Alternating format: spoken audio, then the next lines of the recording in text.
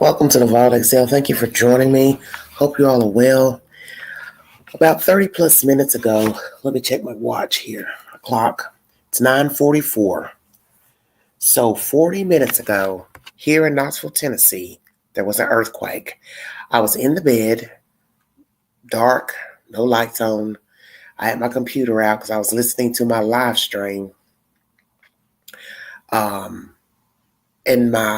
And the building shook violently, and my bed shook violently. And I said, wait a minute, I know I'm not going damn crazy. And I had read the weather earlier, excuse me, that said, that we're expecting storms today. And then I checked the precipitation, I checked the wind. The wind was only 10 miles an hour. So I said to myself, there's no way this building in my bed would shake with the wind at 10 miles an hour. So I started Googling, and a broadcast came up. A notice came up saying 4.1 magnitude earthquake. Then I kept doing some research, and then I went to Facebook. I posted some things, and then I saw what's happening in Knoxville. People were commenting, and it shows that the epicenter was in Greenback, Tennessee. This is south of me, near Vonore, Tennessee. It's in Loudoun County. If you're familiar with that area, it was one post said 3.5 centimeters, 3.5. But then the first post I saw said 4.1. Either way, it was enough to make a whole building shake. I felt the building shake. I'm telling you, I felt my bed move. And it scared the hell out of me because I said, I know I'm not going crazy. This is so wild. It's been said over the years that, Tennessee's on a fault line, earthquake fault line. And I remember years ago, my bed moved in an apartment building when I lived in East Knoxville. And I knew I wasn't crazy then. And that's been probably, oh gosh, not quite 20 years ago. But anywho, I thought I'd share this with you guys. Hello, Edward. Hello. It's just amazing how you can live in places where you don't think certain things will happen. Because I've always told people here on the network that Tennessee is probably the safest place to live in America, as far as, natural disasters, floods. But as you see back in the fall, it flooded up in East Tennessee, and there were deaths. So I have to recant what I say about East Tennessee now being a safe place. So now we do have it's been proven over the years that we've had a few earthquakes. If you go into Google search, it says it's maybe been about 53 total in the year, 365 days that Tennessee's had some small earthquakes. But this one was enough to rattle everything. I've been on what's happening Knoxville, and there are people that's in the surrounding counties, Blount County, Anderson County, Knox County. They felt it. Some people said they thought it was their washing machine because they were washing. Pictures fell off a wall in one county. So different counties felt it, but I know I wasn't crazy because the room was quiet. There was no noise, in the hallway, or nobody was, screaming, hollering. And I told myself the only way that building would shake like this, if something heavy hit the building like a bulldozer, but not even a car, wouldn't make it rattle like that. And the first thing I thought was, well, maybe the damn building's getting ready to cave in. I said, well, hell, maybe I need to get up and go outside. Put me some clothes on and go outside. The building's getting ready to cave in. I started thinking about that building that fell down in Florida a few years back. Remember the one that was near the ocean? And it caved in the wee hours. And, you can't be too careful. Structures are old. Of course, that building was near, the water. So I guess salt water was starting to eat away, at the foundation. But anywho, it was a year or so ago when the building fell in New York. I reported that story to you all. Luckily, the people weren't home. The side of the building that fell off in New York City, and nobody was hurt on the ground. But the point is, old structures, they're susceptible to caving in. And so you have an earthquake that makes the building even more susceptible, to having issues. And I'm only a few doors down from the edge of the building, so more than likely when I guess buildings I've seen cave in, they usually start at the edge of a building. That's what I was thinking at the time, that the building was, the foundation was messed up. And I thought, oh my God, maybe I need to get dressed and get the hell out of here. And I said, well, Google first and see what you find on Google. This is so wicked. I have a slight headache now. I don't know if it's because I've got my bedroom window open near the front, because I'm sleeping in the living room right now. So I didn't know if maybe pollen's coming in. I'm getting a little slight headache, but now I've got like a slight headache, and I'm just thinking, Jesus wept. This is so crazy. Hello, everybody in the chat. Thank you for joining me. Oh, hello, Eileen. Thank you. I appreciate that. Yes, 4.1. Yes, Haley. Thank you. Hello. Thank you all so much. We do have tornadoes to touch down. Yes, we've had a lot of tornadoes. Usually touch down like in south of here, down in like below the mountain. And Knoxville really has tornadoes. It'll just be like heavy rain, wind, but rarely just a tornado just, whip through, because you got to remember we're in the mountains. But the one thing we've learned that in this area, if that tornado can get over the mountain, we would be dead. I think most people know that. If the tornado can get over the mountain, it'll just stay in there until it wipes everything out. So we've been very fortunate, depending on where you live right here in this general area.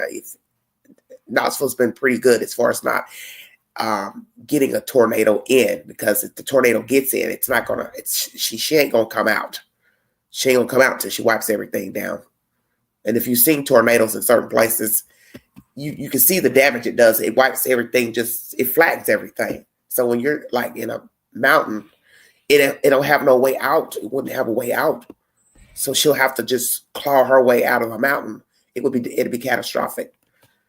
But we're supposed to get storms today. It is cloudy here.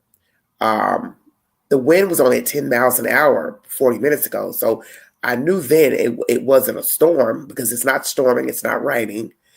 And my spirit told me, Queen, something ain't right. This whole building shook and your bed shook. I'm telling you, the bed shook. The bed shook like somebody had literally came and picked it up and moved it. And I'm a big girl. I'm not a little person. So that should tell you, to where it felt like a whole human had moved my bed. Oh my goodness. That is so damn scary. Very scary. And I don't know about living in a building that's got a lot of floors. That's just something even scarier to me. I don't know which is worse, being in a building with a lot of floors, or being in a house that's closer to the ground. It's all crazy. What a way to start your morning off. I haven't even had coffee. I'm trying to call Sue. Sue's on the highway. She and her friends stopped in Indianapolis, and they got a hotel because Sue didn't want to drive that long drive back to Illinois. So she stopped in Indianapolis yesterday and got a hotel. And, she was on the live last night when we were talking about Summer Wells and our trip to Ben Hill Road. So I've been trying to call her the past 15, 20 minutes. She's not answering because she's got her damn Bluetooth on and she's listening to music. And so I texted her on the phone to let her know there was an earthquake. She would die if she hears this. She's going to scream like, oh my gosh, I just left in time. Because I even told her, I said, well, why don't you stay till Saturday, get enough sleep, and maybe drive up Saturday? And she was like, no, I want to try to head out before then. So she ended up leaving yesterday. She left later. She slept in. And then that crystal ball that she gave me, the light fixture, I had left it in her car. So she had to meet me yesterday morning to bring it back to me. It was a very hectic morning yesterday. But anywho, who knew Jesus wept? There'd be a damn earthquake here in Tennessee. So now we know that Tennessee has earthquakes. We do have sinkholes. And yes, we can have tornadoes. So I can no longer say to the viewing audience that Tennessee is a safe place to live. I apologize. I truly apologize. Oh my goodness. Oh my goodness.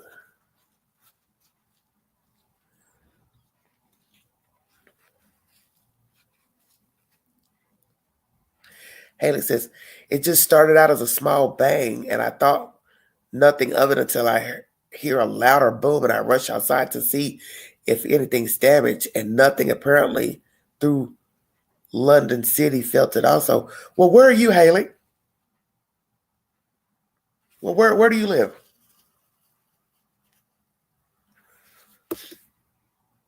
Where do you stay? London City.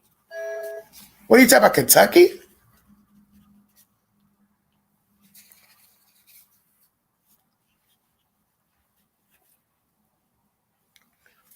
What are you talking about? Aftershocks. Well, it's been a while. How long does it take for the aftershocks to start after earthquake? Let me Google. Let me see. Because it's almost, it's over 40 minutes since it happened. So it's 55 after now, 55. Good God Almighty. How long does it take for aftershocks after an earthquake?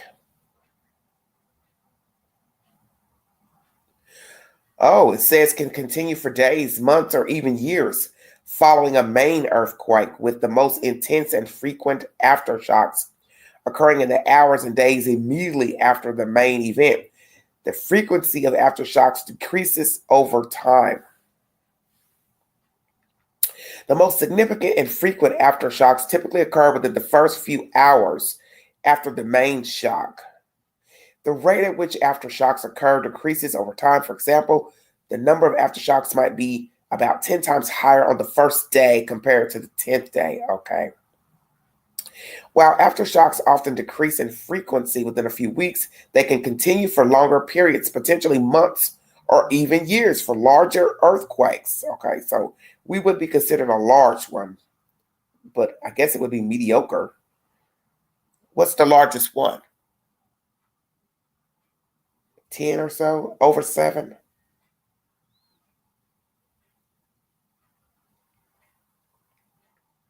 Let's see.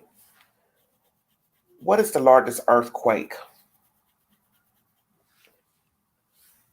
9.5 in Chile, 1960. Generated a tsunami that caused widespread damage and casualties along the Chilean coast, across the Pacific, Hawaii, Japan, and the Philippines. Good God Almighty, look at the street. Now, I don't want to see nothing like that. So 9.5 is the highest earthquake. So a 4.1 will be naturally in the middle. Oh, Jesus. I guess at about a 6 or 7, that's when you'd have the streets, where the streets would break open. And foundation, cracks in the foundation, like the building separating, I'm assuming. Yeah. Oh, you're in Knoxville? What side of town are you on?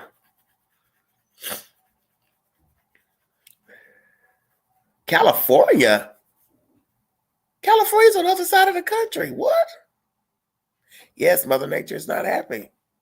Well, yeah, if we've had an earthquake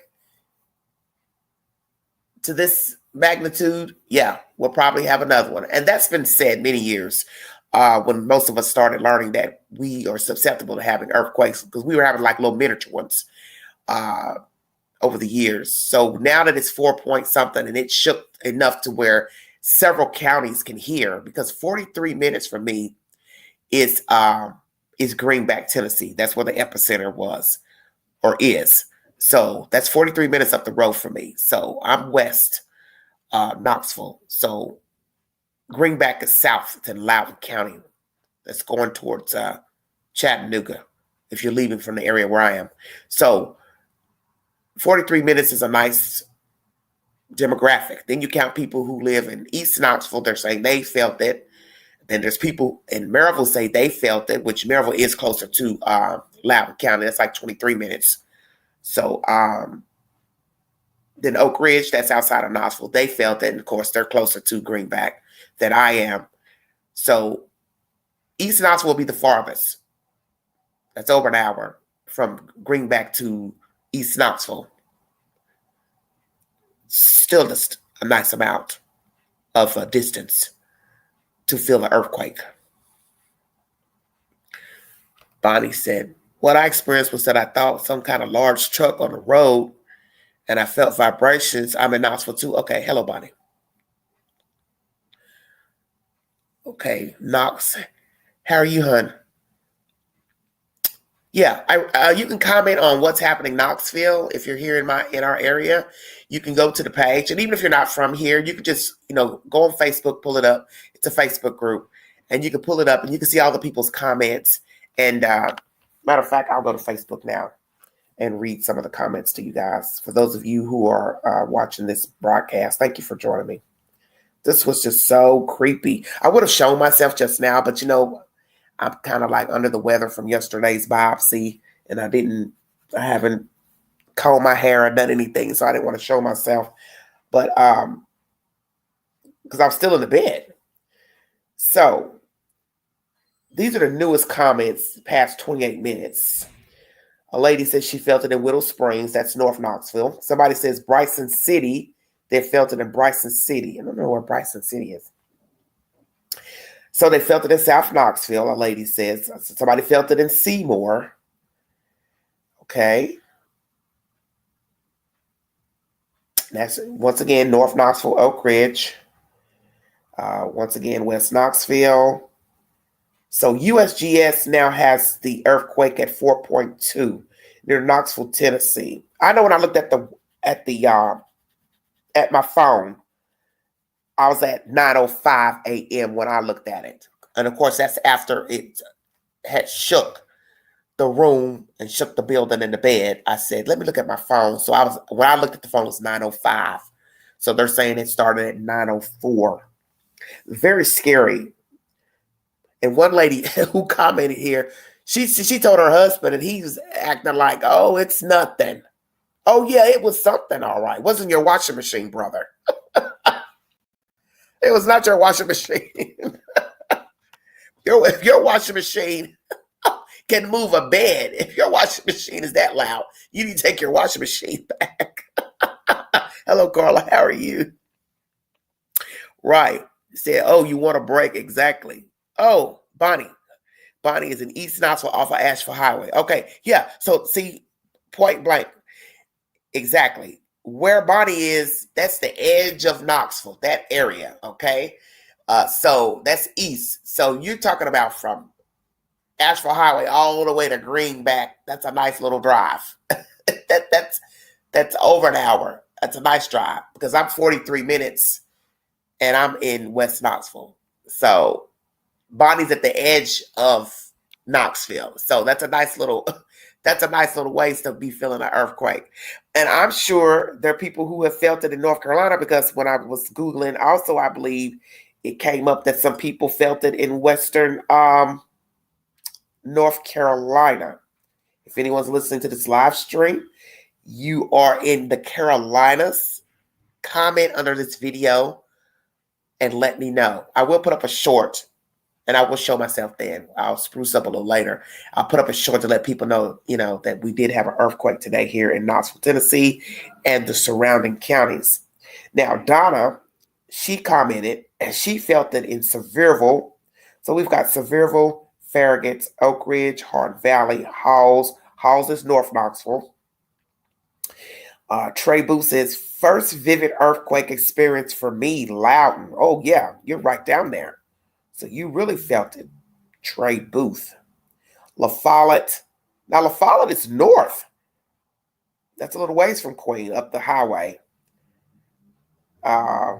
They felt it as well. Kristen Franklin said she felt it up there in La Follette. So Clinton, Corrington, they felt it. So that means any surrounding county felt it. Because now we're going farther north up the highway. And if anybody felt it in western North Carolina, then I know all counties around here felt it. Because North Carolina is next door to us. What are you hearing, honey? I keep hearing rumbles and feeling vibrations.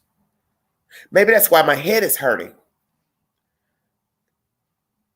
Because I'm not near the window for my sinuses to be acting up or allergies. I'm in the living room. So all of a sudden now I got like a weird headache. It's very strange. Somebody said, Doreen says, I wonder what the heck that was. It was an earthquake, Doreen. Somebody says, Micah says, yes, here in Fountain City. It felt more like an explosion, though. Wow.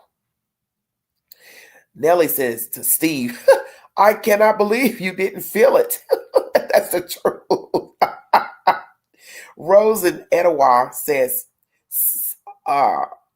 she's in Etowah on 784. She says, my whole house shook. So Etowah is a little ways up the highway, and that's near Chattanooga.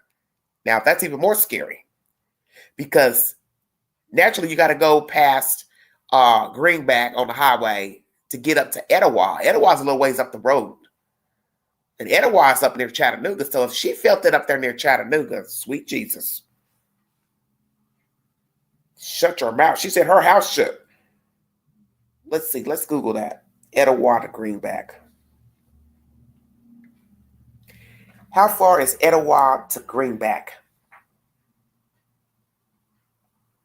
Oh, just 49 minutes. So it's not that far. Okay. I don't know why I kept thinking Etowah was a little farther. But I know they said it was near going toward Chattanooga. Okay, so it's before going to Chattanooga. Because I'm looking at the map. It's Greenback, then Etowah, Cleveland, and then that would be Chattanooga after Cleveland. So just less than an hour. Okay. So, Jesus. So then that means those southern counties up that way, Cleveland, and they felt it too. So I wonder how far out this goes. Very interesting. Jesus wept.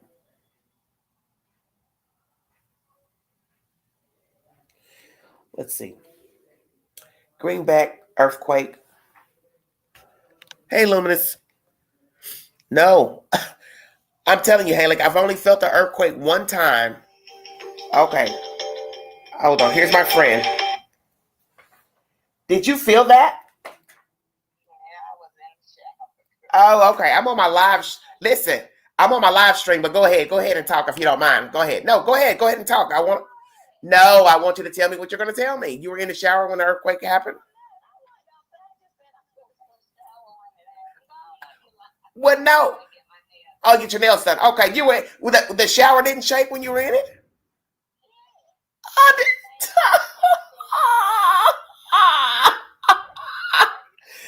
I bet it scared you, didn't you? Did it?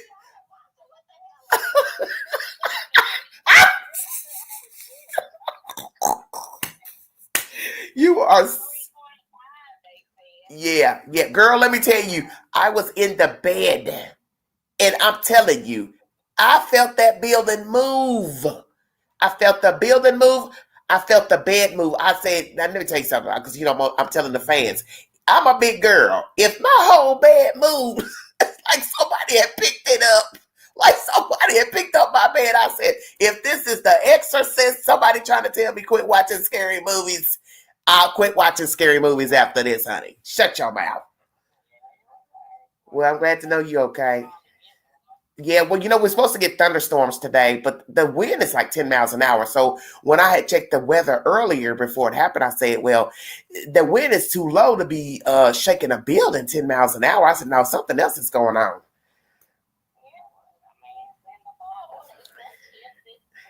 He didn't shook it. Well, guess what he said? Guess what? I'm on my way to D.C. Shut your mouth. I'll shake something up there now. Okay. Well, I'm glad you called me. Let me know. Okay, we'll talk later, baby. Bye-bye. Okay, everybody. That's my friend. She drives for the public bus system here. That's Miss Rhonda. She said she was in the shower. Wow. Can you imagine being in the shower? She thought it was a neighbor doing something. I'm going to get up, make me some coffee, everybody. Welcome to the Vaught Excel. Oh, my goodness. That is too funny. She said, I was like, what the hell are they doing next door? Trying to steamroll the building. Haley said, I thought someone had crashed into our house. Oh my goodness. Jesus wept. This is definitely a coffee moment. Hold on, you guys. I'm going to look outside and see if I see anything crazy. Hold on. Just 1 second. Let me look outside.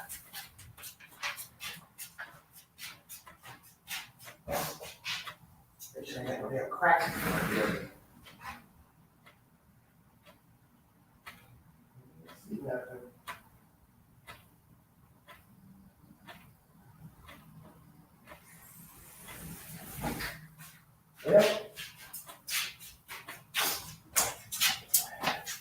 Everything looks normal, but you know, you can never tell. Good God Almighty. This is a coffee moment. I gotta have some coffee after this, honey. My nerves are like, shut. I got to have some coffee. This is a coffee moment. Or a whiskey moment. Take your pick. Too early for alcoholic beverages. Darn. Want me some water. I'll wait till that brews. Oh my goodness. Well, everybody's still stirring around outside. You know, this is a Saturday. This is a day when most people are out shopping and doing household stuff. I can feel the temperature. She feels cooler. See a guy, he's running, getting his daily exercise. See the mailman delivering mail. People out, walking about. So everything looks normal. Now I'm looking at this crack in the parking lot. I'm wondering if that was already there. Because it's, yeah, I'm looking at this crack in the parking lot. I wonder if that crack has always been there.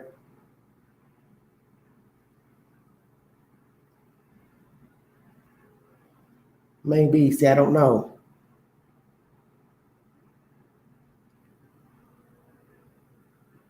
See, you can't tell. It's crazy.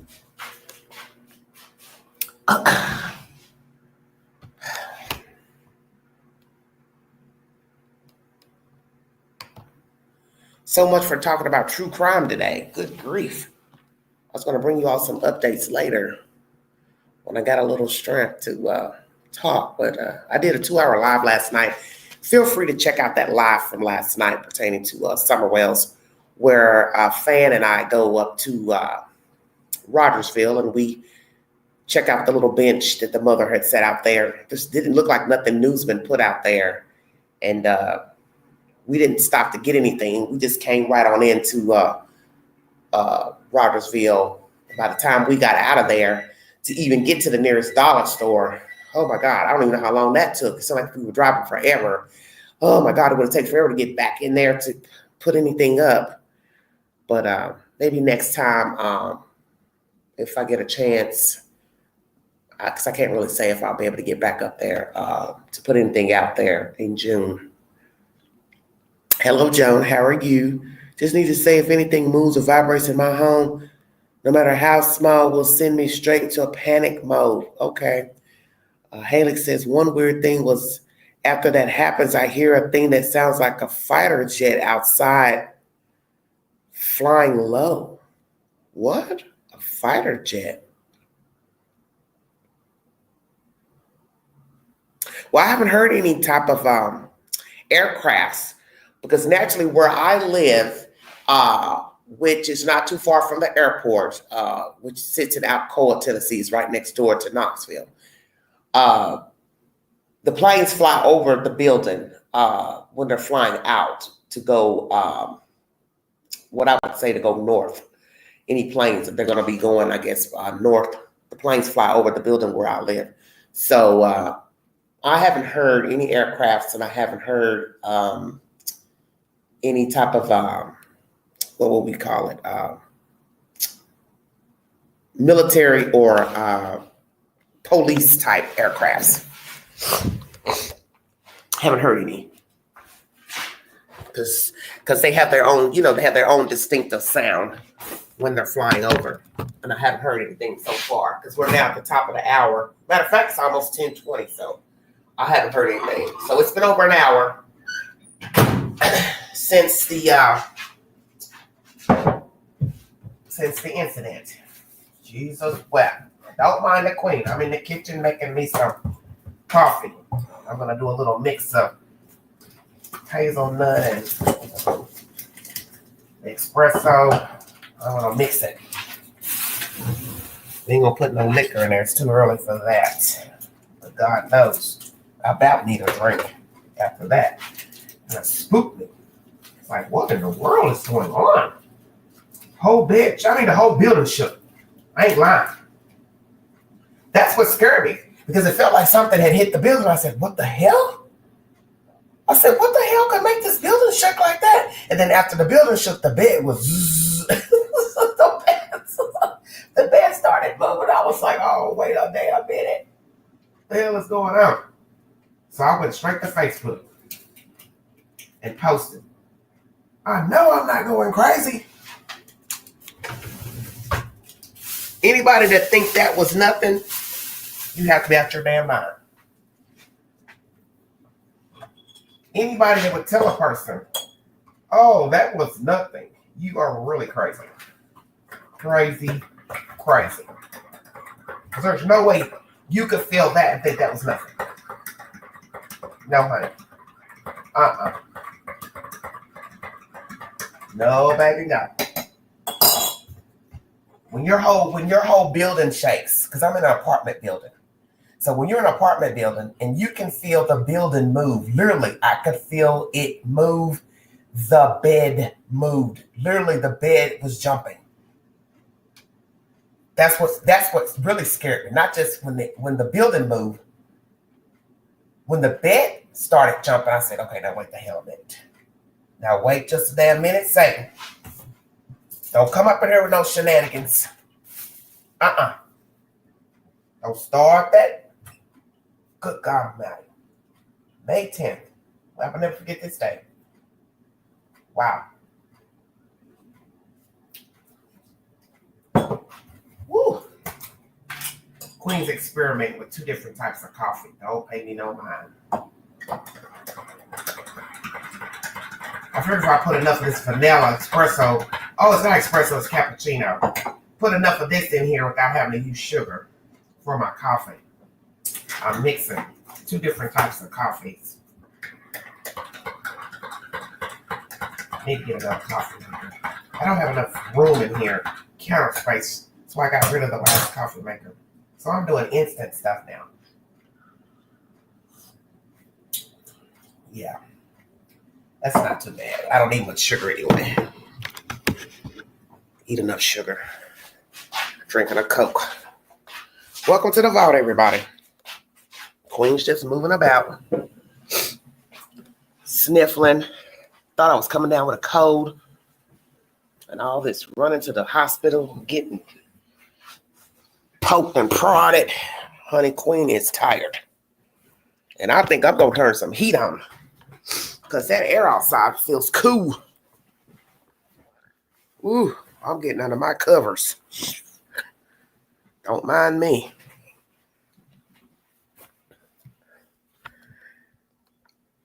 You're what? If it happens again, I'm munching the air. What do you mean? What's wrong with your bed? What do you mean? The stuff fell off? Did it break? Jones says when they started freaking in Ohio, we had bad tremors, so they had to stop. Okay. So, Joan, you felt it up there? And you're in Ohio. Where are you in Ohio?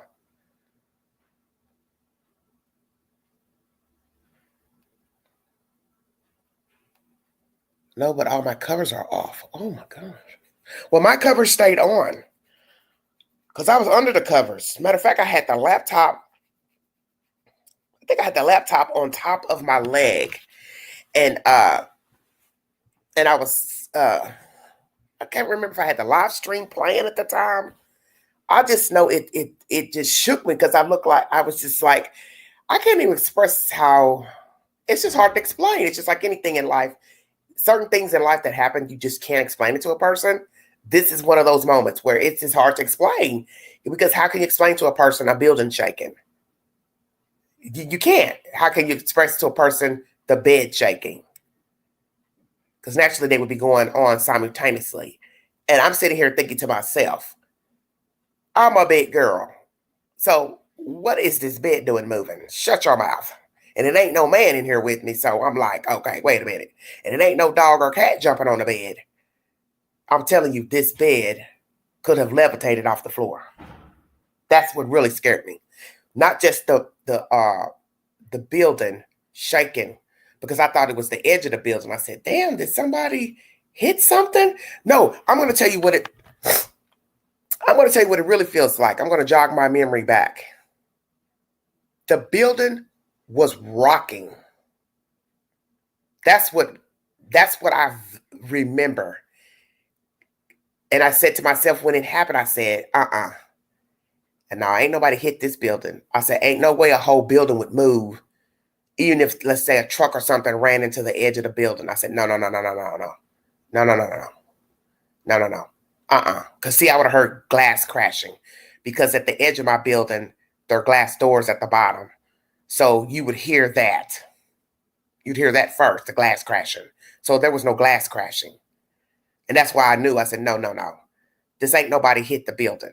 Because the building actually rocked. The bed was rocking. And that's what scared me even more after feeling the building move. When the bed started rocking, I said, no, this ain't nobody hit no building because my bed wouldn't be moving like this. This is a big building. Even if somebody crashed into the building, it would be the edge of the building. It wouldn't make the whole damn building rock. It's just crazy. Oh, outside Youngstown. So you all felt it up there in Ohio?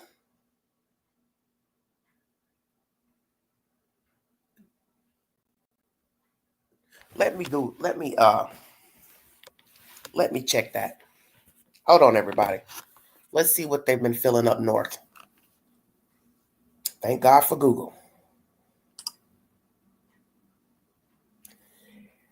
Did Ohio get any earthquake tremors May 10th?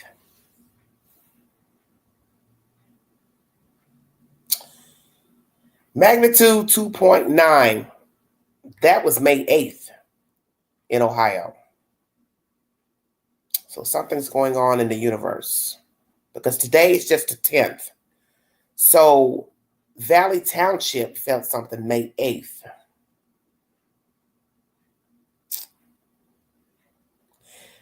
Okay, 23 hours ago, a 2.9 magnitude earthquake has been detected in Ohio. This was in Noble County, Ohio. So something's going on here because Ohio is north, and then the epicenter of Greenback, that's south. So that those two are nowhere near each other. 4 kilometers south of Pleasant City, Ohio. That was 11/13, May 8th. So that's very interesting. 2.9 in Ohio just 2 days ago at nighttime. It's very scary. Then they had one in Pleasant City, April 22nd. It was a 3.1 at 4:12 a.m. So they're getting their earthquakes late in the night in Ohio. In Ohio, of course, it's not very far from Tennessee. It's Noble County, Pleasant City, Ohio. Let's see. Jesus, that's scary. How far is Pleasant City, Ohio to Knoxville, Tennessee? 6 hours. Jesus Christ. So I'd have to go to Cincinnati, then over. That would be East Pleasant City. So 6 hours and 17 minutes. They just had an earthquake 2 days ago at 3.1.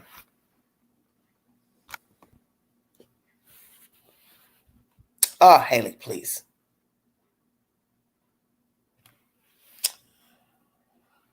I'm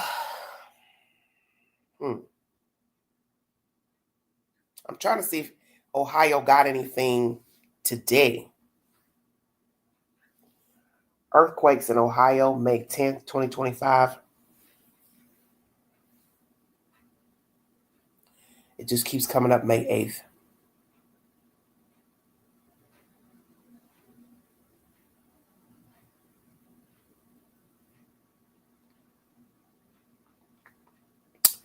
So people have been asking, what is causing earthquakes in Ohio? Those in Ohio appear to be associated with ancient zones of weakness in the Earth's crust that formed during continental collision and mountain building events about 1 billion years ago. Okay. So they had a 3.1 earthquake January 4th in Lake County. That was in 2022. Yeah, well, she's getting on up there now.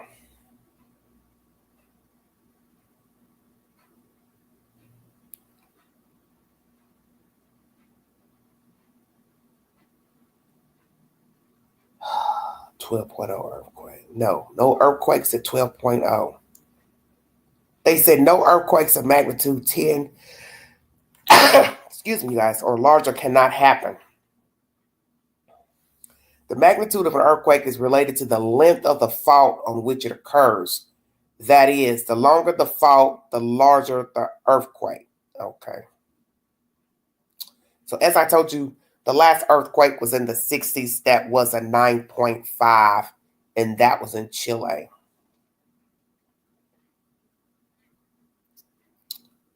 How long did the 1964 earthquake last? 3 minutes. It was the most powerful recorded earthquake in U.S. and North American history. And that was in Alaska, it says here, 1964 Great Alaska Earthquake History. And then it says the most powerful earthquake ever in North America raised for nearly 5 minutes. So that's interesting. Only lasting for a few minutes, because 3 minutes is not very long. But I guess it's long enough to do damage. If it's, has a higher magnitude, as they said, the I guess the length of the fault is what determines the number for the earthquake. Very interesting information. Things you don't even think to talk about until it happens in your area. Let's see. These are all the questions people ask. Can a tsunami happen in one of the Great Lakes? That says what does it say? Meteo tsunamis are frequently observed in the Great Lakes, averaging 106 events per year. The Great Lakes tsunamis include 1929, a retreating 20-foot wave pulled 10 people to their deaths in Lake Michigan at Grand Haven, Michigan. So they are saying that they're possible tsunamis in the Great Lakes. Jesus Christ. What are the signs of a big earthquake coming? 4 shocks, smaller earthquakes preceding a larger one, changes in ground levels, and fluctuations in water levels in wells. Some reports also mention unusual animal behavior, increased radon gas emissions, and changes in the arrival times of P waves and S waves. I don't know what that is. Foreshocks. These occur days or weeks before a major quake.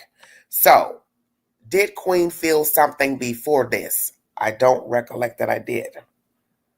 Smaller earthquakes. I don't recollect feeling anything before this today. It says sudden changes in well water levels can be a sign of shifts in the Earth's crust. Meaning what? Higher water or lower water?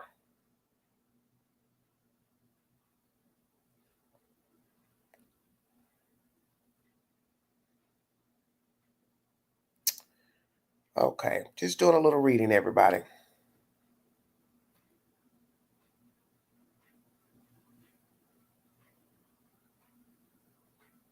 It says, while theoretically possible, a magnitude 10.0 earthquake is highly unlikely and considered nearly impossible by most geologists. Now, the one recorded that I told you about was a 9.5 in Chile. And scientists believe the San Andres Fault, for example, is not long enough to generate a magnitude 10 quake. Just giving you all a little bit of information. Okay, hello, Kimberly. Thank you. Kimberly says she felt it in Georgia. Where are you in Georgia, Kimberly? Jones says Pleasant City's 2 hours south of her. Okay. Hey, Pintin. Hey, too close to me when it comes to earthquakes. Yeah, I got it. Haley. Haley's been showing up. Well, don't crap in your pants.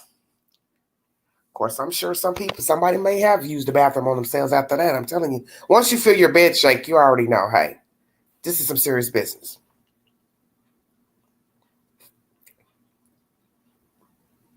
Because it doesn't matter what you weigh, how tall you are, an earthquake can open the ground. Literally. It can take a whole street and unlevel it. As you've seen in pictures of, the crack in the street and part of the street's up and the other part of the street's down from where there's a crack. So trust me, whether you weigh 200 pounds or you weigh 700 pounds, that quake can move your big butt. Just saying. Because if it can open up the ground, naturally it can move a person of any weight or height. This is scary. Because I've always said this about this area. That's why people move here. Because we don't have the hurricanes. We don't have a lot of tornadoes. We don't have a lot of flooding. The weather is nice. And, most of the year, you never know what the temperature is going to be like here in East Tennessee. Like right now, May is very chilly, which is very odd.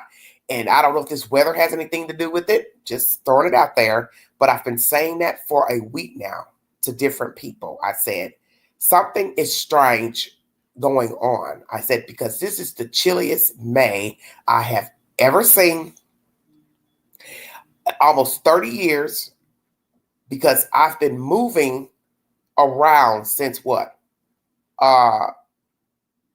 2000.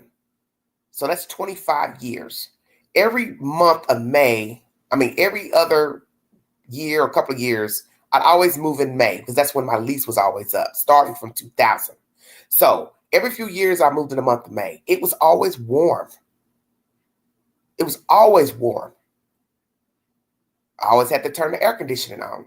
So I find it strange. This May, I'm fluctuating using the air conditioning unit, which is bizarre because it is chilly here. That's why I got a runny nose, stopped up too, because the weather is very weird right now.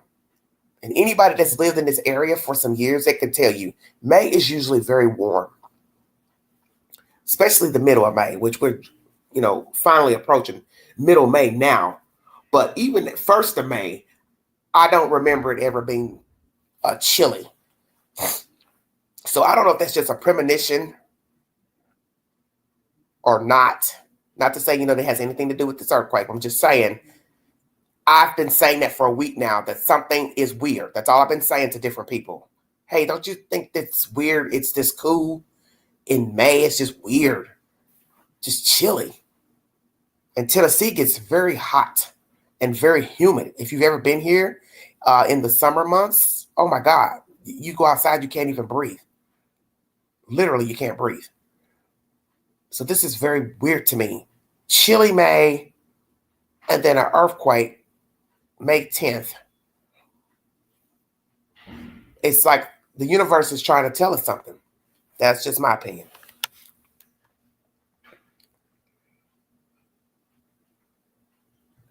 I think the second shockwave of a quake is coming because I hear it getting louder. Hey, Pale Rider, you hear what? Haley, what are you talking about? You hear what getting louder? Now, don't you start no mess. What is it that you hear? I don't hear anything. And I tell you what, I got a cup of hot coffee. So it better not be no damn aftershock while I'm holding this damn coffee over this computer. Oh, my goodness.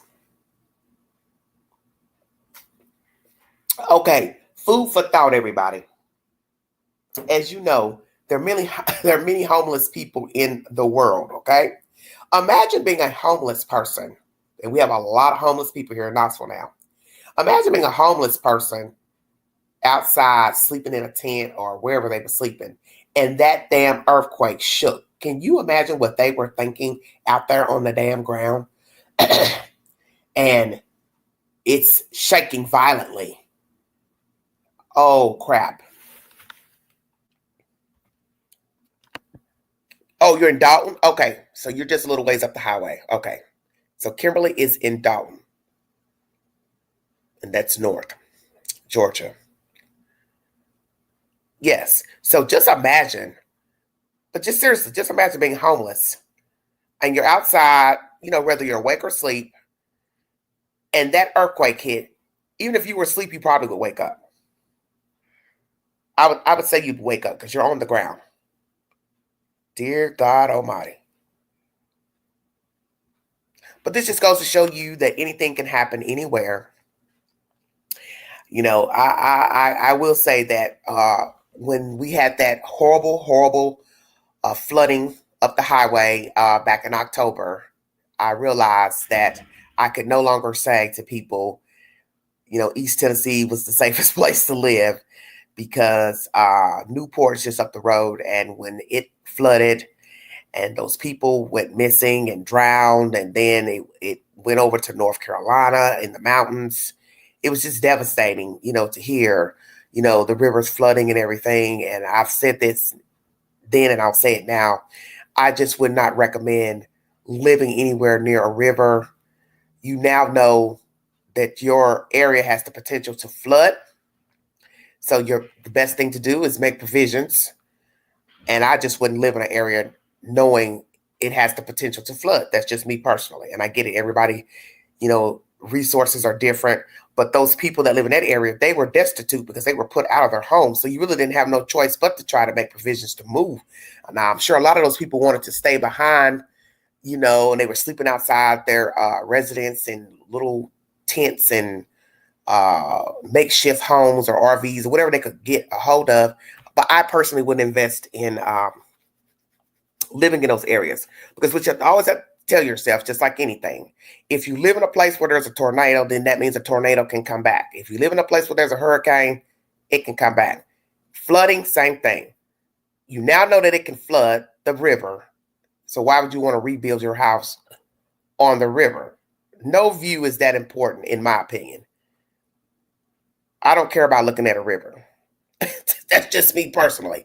Once I realize it can reach the level to come over the bank, it doesn't matter. You can't swallow enough water, to try to get yourself out of there.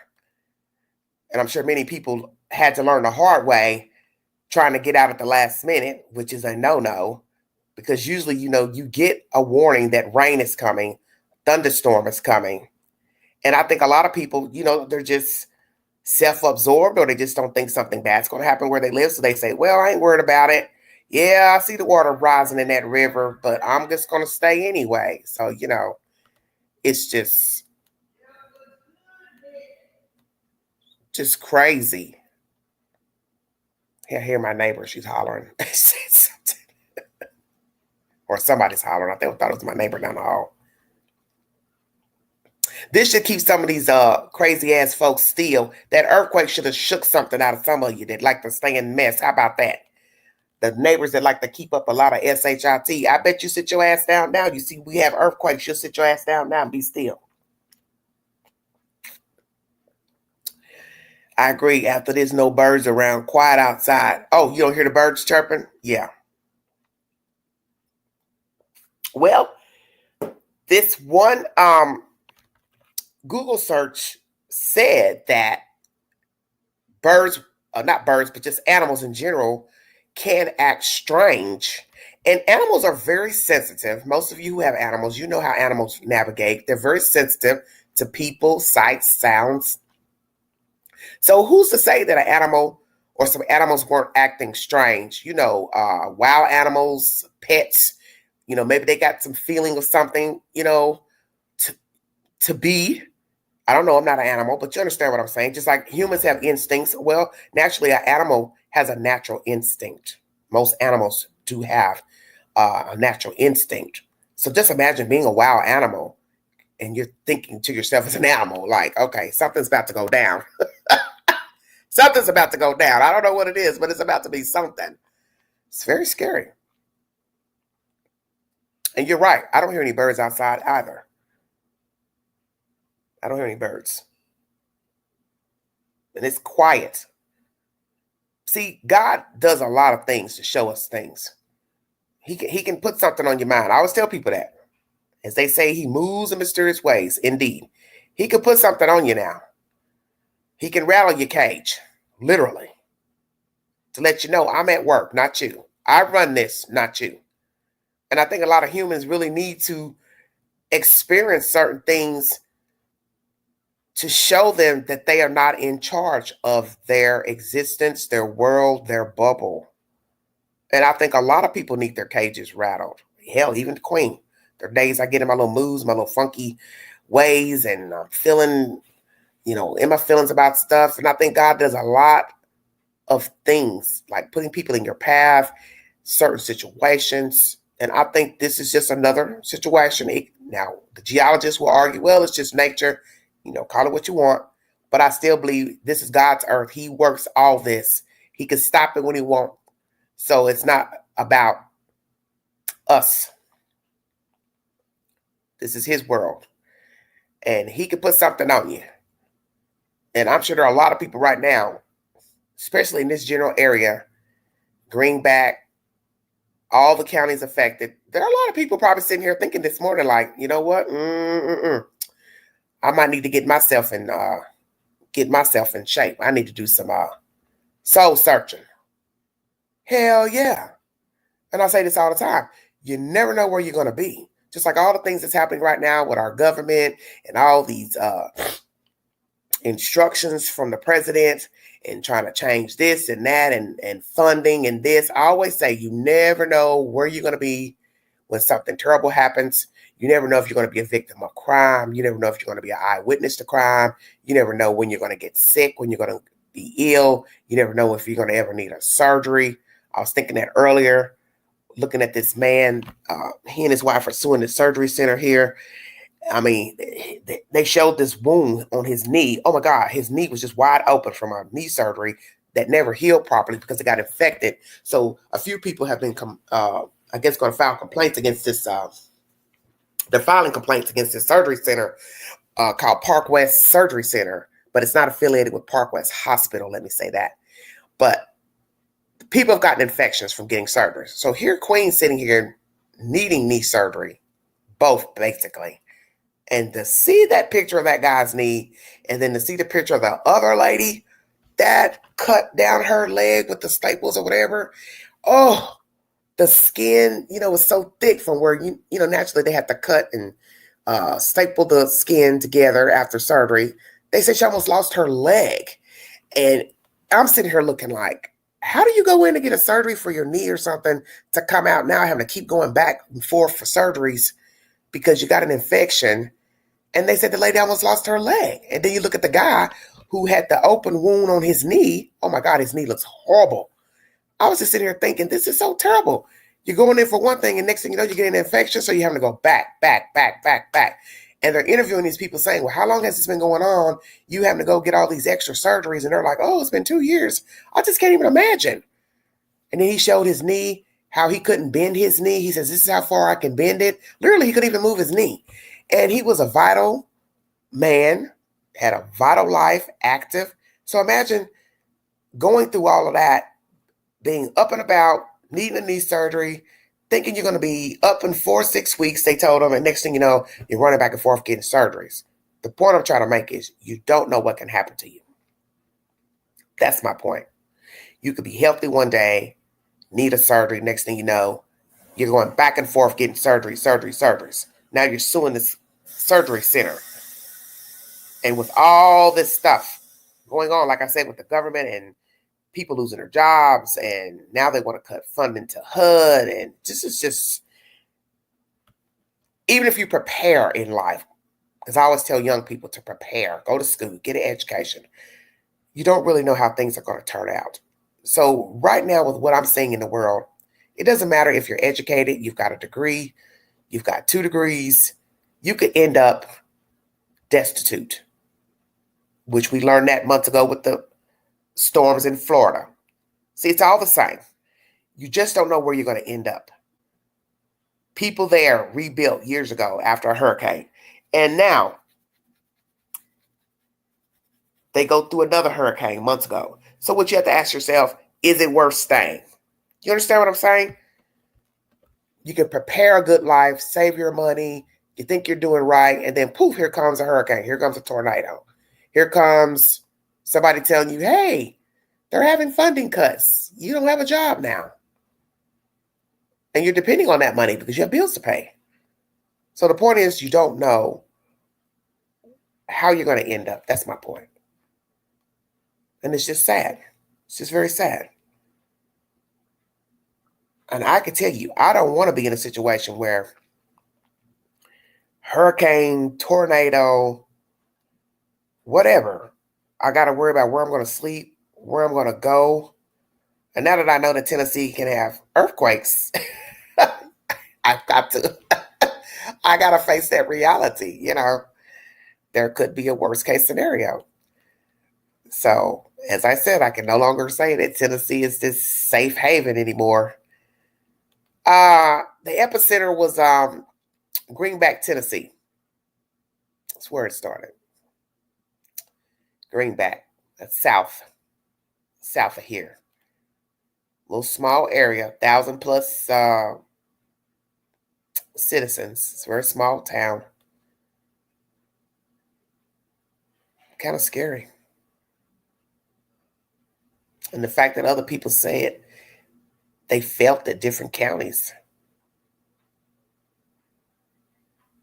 That's what was interesting, you know, reading the people's comments. I'm telling you, but the one that got me was the lady talking about the washing machine. I thought it was my washing machine. I thought, honey, if your washing machine can jump up and down and make that much noise, you need a new washing machine. Come on now. Ain't no washing machine making that. I mean, I've heard of some washing machines that they rattle. And that's usually because you got too many clothes in the washing machine. That's the only time washing machines make that noise. Everybody knows that. When they start moving and they start shaking, that's because you got too many clothes in there. Got too many clothes in the washing machine. I mean, you see it in a house. You've seen it in a laundromat where the washing machine is violently shaking. It's because you got too many damn clothes in there.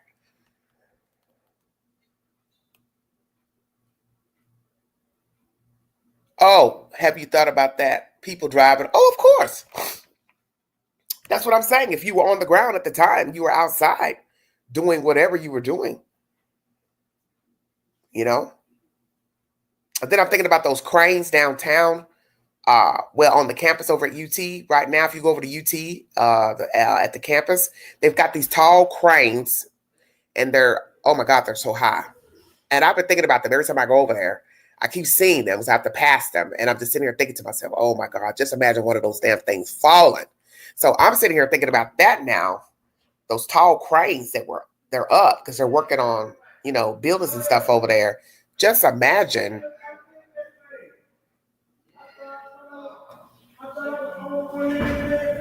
Listen, somebody else, they're out there talking about it in the hallway.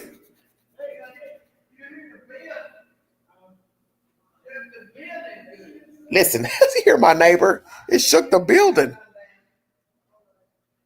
But yeah, those cranes are tall. And just the thought of those cranes shaking and swaying, you don't want that. You do not want a crane elevated over buildings shaking. It's very scary. Lady K says, overloads the washer. Yes. Okay, I'm in Florida, but not by the ocean. Laugh out loud. We get wind from hurricanes, saved and retired early here. Yes, God will tell you that. I got something for you to help you sit down. Exactly. And I'm telling you something. I don't hear nothing. Now, those neighbors, they were just in the hallway talking about it. But it is quiet. And that's what God wants sometimes. He wants us to be still. He wants us to be still because we're too busy. We're always doing stuff. We're into stuff. We're always wreaking havoc. And he tells us, I know how to make you be still. Man can't do anything with you, but I can. And I always say that about people who are wayward. Certain people you can't do anything with. You can't help them. You can't give them advice. You can't be nice to them. They're God's children. So you let God work with them. And I'm telling you, there's probably some people right now in East Tennessee, they're shocked because they're like, wait a minute. I never thought we were going to have a earthquake. I've never witnessed an earthquake. Well, you did today, this morning, if you weren't, unless you slept through it. Some people probably slept in. Those that went out last night and got a little toasty, they may not have felt the earthquake. But those of us who were up, we felt it. I don't believe in coincidences. It's always God. Okay, I hear you. I'm trying to reach Sue. She won't answer her phone. She's got her Bluetooth on, I guess, playing her music. If somebody was trying to call her or tell her something important, she's not going to even know because she won't even answer her cell phone. Hold on a minute, everybody. I'm trying to call her. Please leave your message for 8. So, this girl can't get a hold of her. Until she's driving. I don't like to talk to people while they're driving.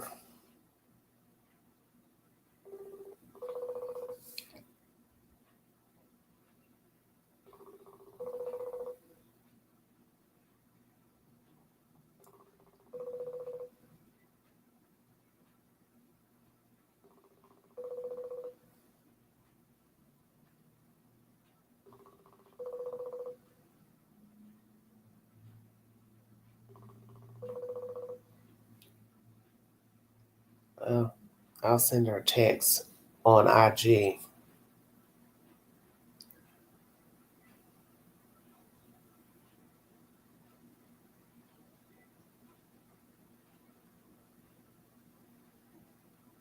Hope everybody's well.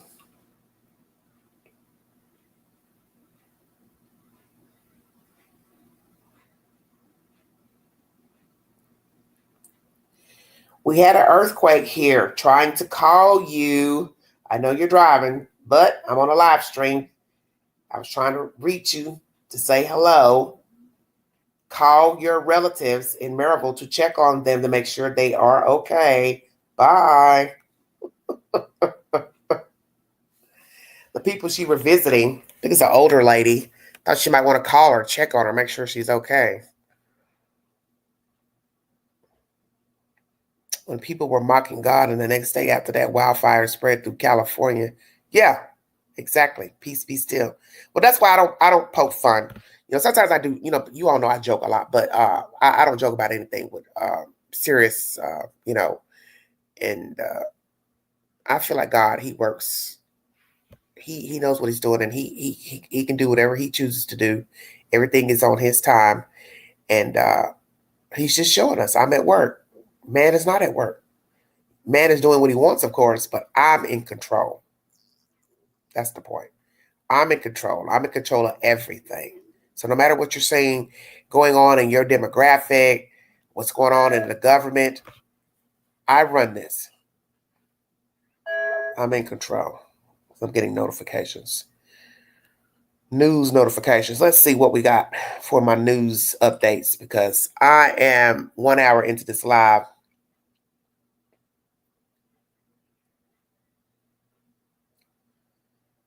So that was the latest. 3.5 magnitude earthquake reports in parts of Knoxville, Farragut. Okay. Also got a Menendez brothers update.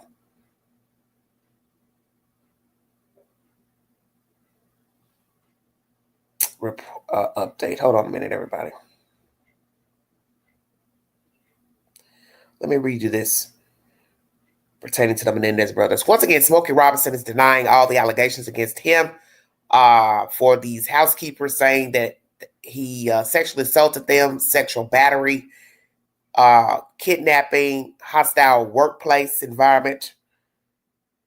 He's denying all charges. Sean Puffy Combs trial should be starting on Monday, but I don't really know because they had like 40-something people chosen. But I think the judge said he wanted some alternates just in case somebody changed their mind over the weekend. So I believe that was 6 people he wanted extra. I don't know what's... that's a whole nother subject. The Sean Puffy Combs nonsense. So the Menendez brothers resentencing hearing is postponed again. Okay. So it says lawyers arguing whether the judge should factor in comprehensive risk assessment conducted by the parole board.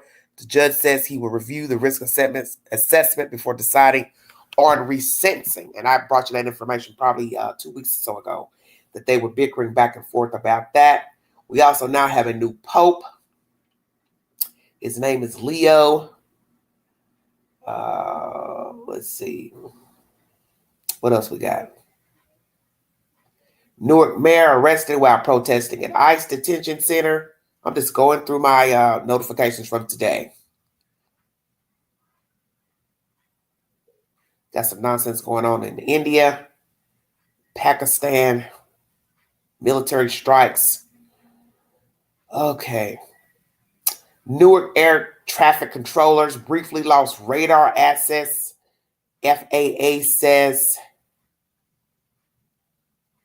Judge pauses Trump's massive layoffs. U.S. China hold trade talks. Hopefully something good can come from that. And this new pope will be starting his new position tomorrow with Sunday Mass, his first Sunday Mass.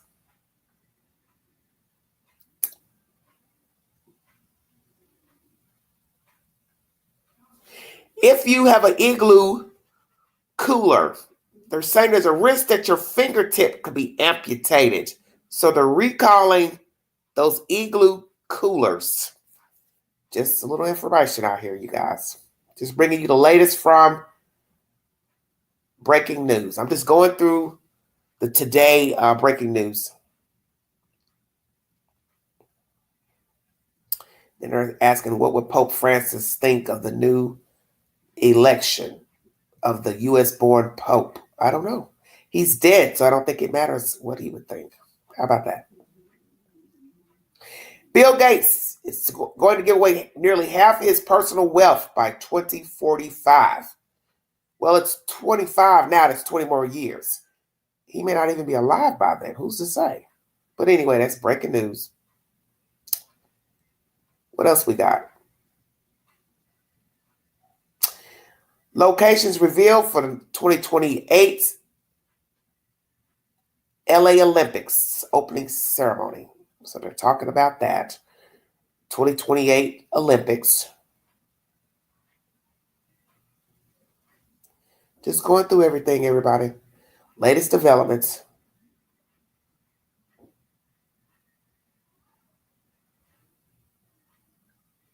As most of you know, a lot of you do watch YouTube and you follow true crime.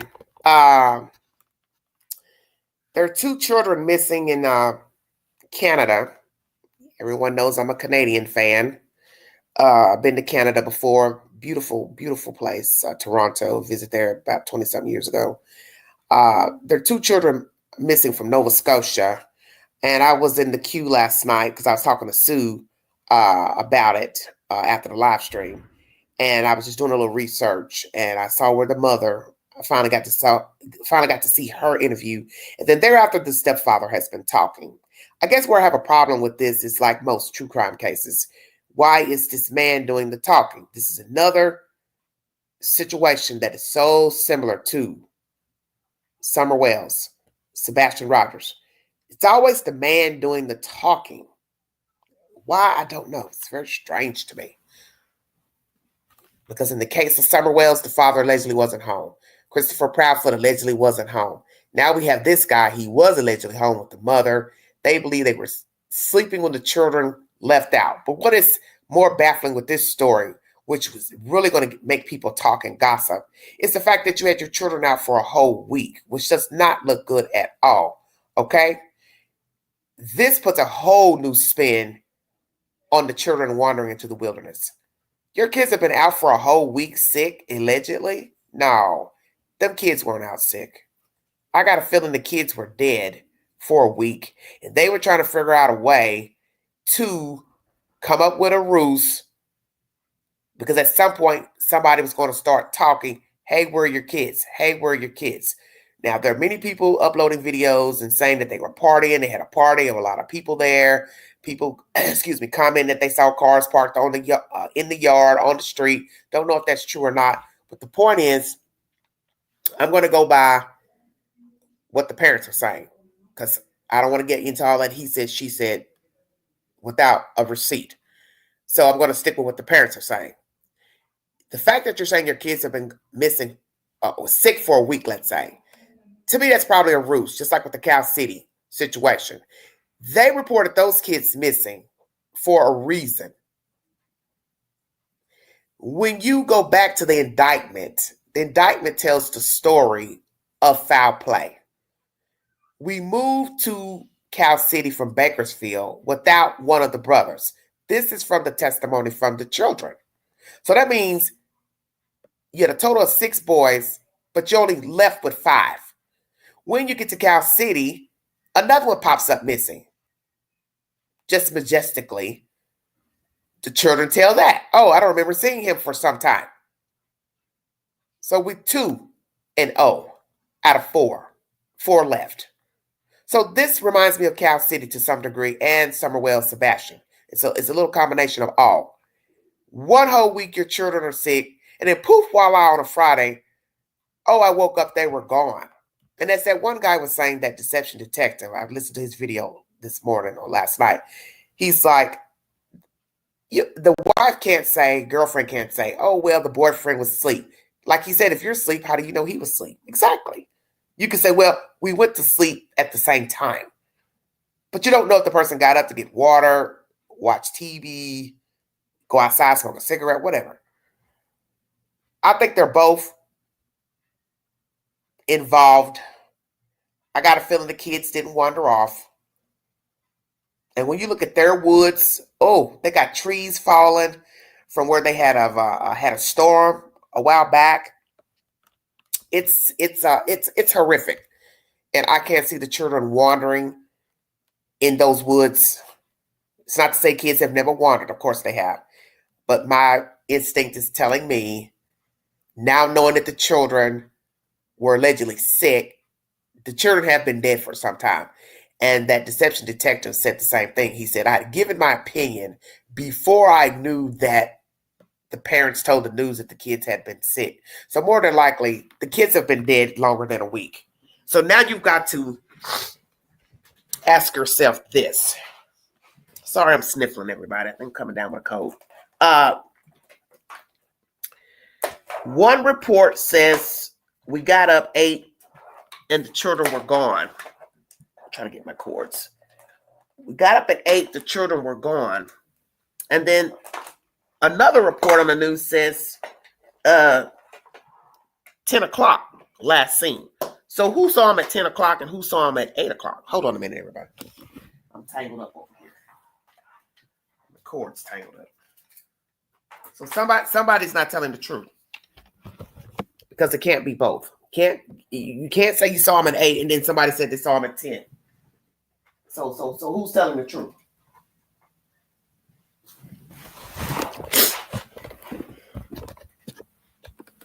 Oh, thank you, Pen 10. I appreciate that.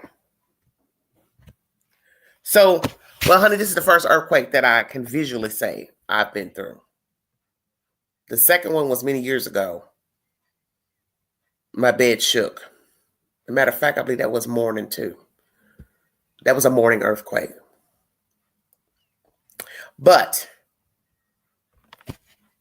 I played some videos late last night, just curious to the case. And I don't think I'm going to really get into much of it because I really don't want to get into any children cases. But 8 o'clock is, I think, the parents' version, and then 10 o'clock. And then there's something that he said, somebody recorded a phone call, I think, or something, or was talking to him. He said, I got to get my time straight. He said something like that. I got to get my time straight. What do you mean you got to get your time straight? You know when you woke up. What do you mean? If you woke up at 8 and you realize your children weren't there, then that's what you tell the police. Hey, I got up at 8. We looked around. We got in the car. We drove. Then that's the version you give. If you woke up at 10, then you say, I woke up at 10. So I don't know who's saying the 10 o'clock, but that's what the news had. So there's two different versions floating around, 8 o'clock and 10 o'clock. And that's just from the news videos I watched. And I think I've shared a few on the community page. So I don't know what the hell's going on with this case, but it don't look good. And naturally, as a detective said, we always question the family. We start with the family because we always start with the people who last saw the children, of course. But let's say this. Dilapidated trailer, horrible looking property, reminiscence of the Wells. Some will say, well, some good people can still live in dilapidated properties, have messy properties. Well, you're entitled to your opinion. I personally don't agree. And it's not to be mean, but that's just how I feel. Everything's a reflection of self. Your car, how you keep your car, how you keep your home, how you keep your property. You don't keep your car clean. You don't keep your house clean. You don't keep your property clean. You're sending a message to the universe. You don't care about yourself. So if you don't care about yourself, then you're not going to probably care about other people. Checkmate. You're not going to care about the cat. You're not going to care about the dog. You can say you do, but your actions speak louder. And that's just how I judge people. Visual aesthetics. That's all we have to go on. Visually, how are you? Property. Allegedly, a lot of people coming and going from the house recently. Cars seen coming and going. That's a bad look. Only because of the state of the property. Now, you can have a mega mansion and have a lot of cars coming and going. If you're loud, rude, obnoxious, wild parties, loud music, well, you should know somebody will probably complain. It's just the way it is. Everything's about aesthetics. What you're doing at that time. So, the property looking bad, cars coming and going all times of day and night. They said substances were found. That was in the news report, or one video I watched, rather, of a YouTuber's video. So I'll make sure I say everything correctly. I guess they heard that substances were found. I'm not really sure what was found in the house because, like I said, I haven't done a deep dive into the case. I just heard about it yesterday from Sue. It just don't look good. Don't look good at all. The neighbor thought it was a trap house and wasn't aware that kids were even there. Oh, that's what you heard? Okay. Well, let's see what we can find on that. Hold on a minute.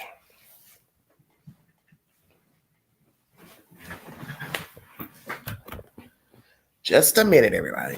Whew, the cigarette smoke is killing me. People, smoke is coming in here. Can't even breathe. Let me see what I can find.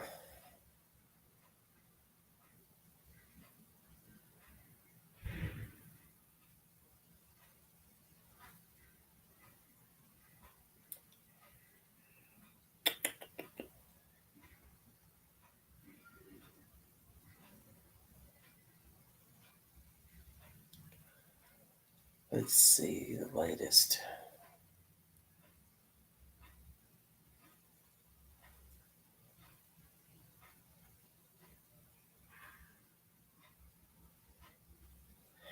Here's the latest from CT News. It's Canada News, everybody. Welcome to the Vault Excel.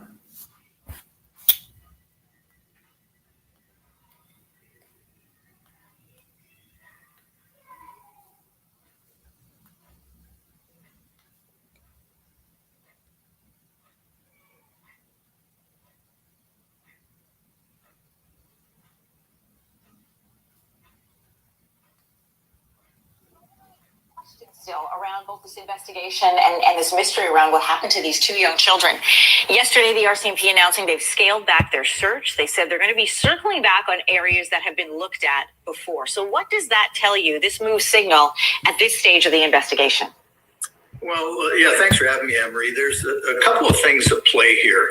Either the police know more than we do, which is quite likely, particularly from an investigative perspective, things they're not saying. It was very clear yesterday at the press conference that the staff sergeant the investigative side of this said just things he couldn't say.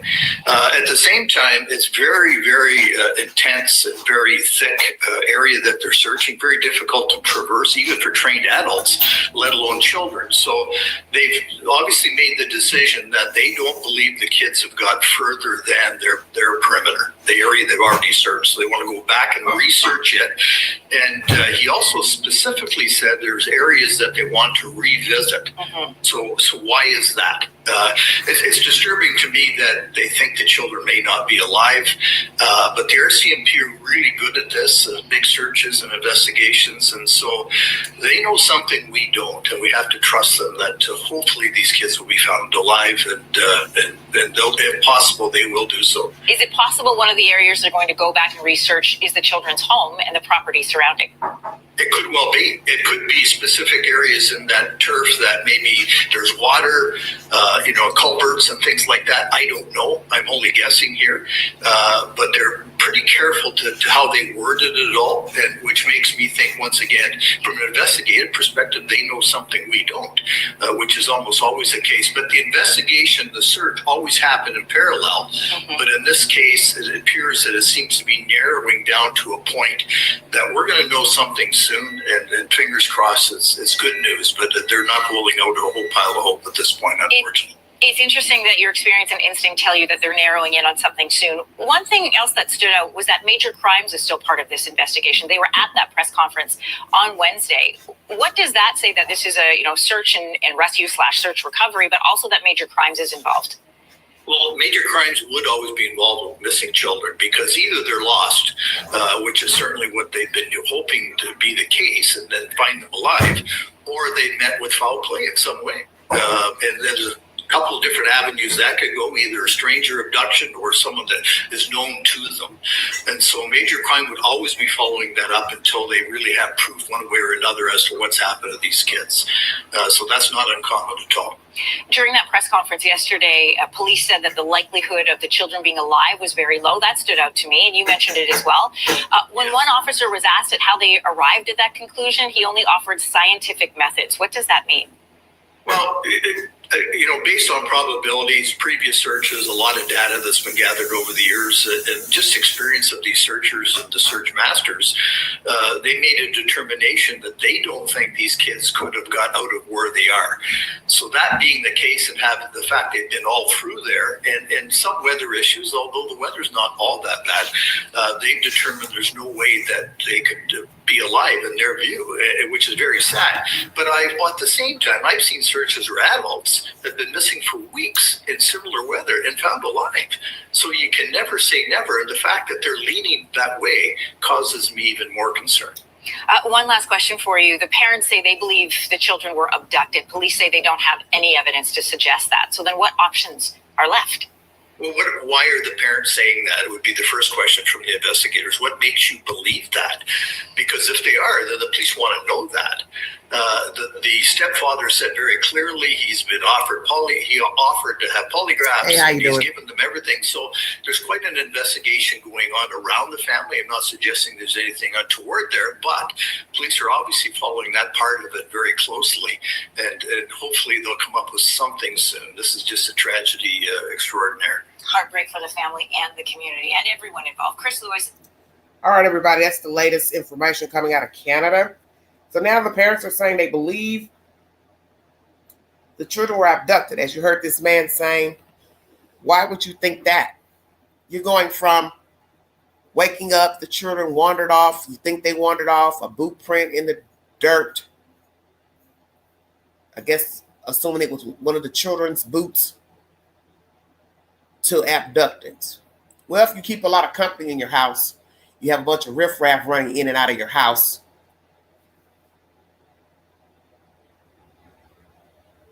What are you saying? Your neighbors? The company you keep took your children. Your neighbor took the children. What are you saying? Who do you think took your child? How about that? Let's start there. You two think somebody took the children. So who do you think took the children, the two kids, and why? And it's very rare to have more than one child missing at the same time. I think most of you know this. How many children has this woman given birth to? I'm going to ask that question because all these things are relevant. What type of problems was she having in her life? Did she get along with the boyfriend? Did they fight, fuss, cuss? Were they using drugs, alcohol? Was DHS involved in their personal life? Department of Human Services of Canada. Were they involved in their life? Any allegations of child abuse, child neglect? Does he have children? Does he have children with anybody else? Has he ever been accused of any type of violations against a child, either physical, mental, or sexual? So you got to ask all those questions. We also learned that the children are autistic.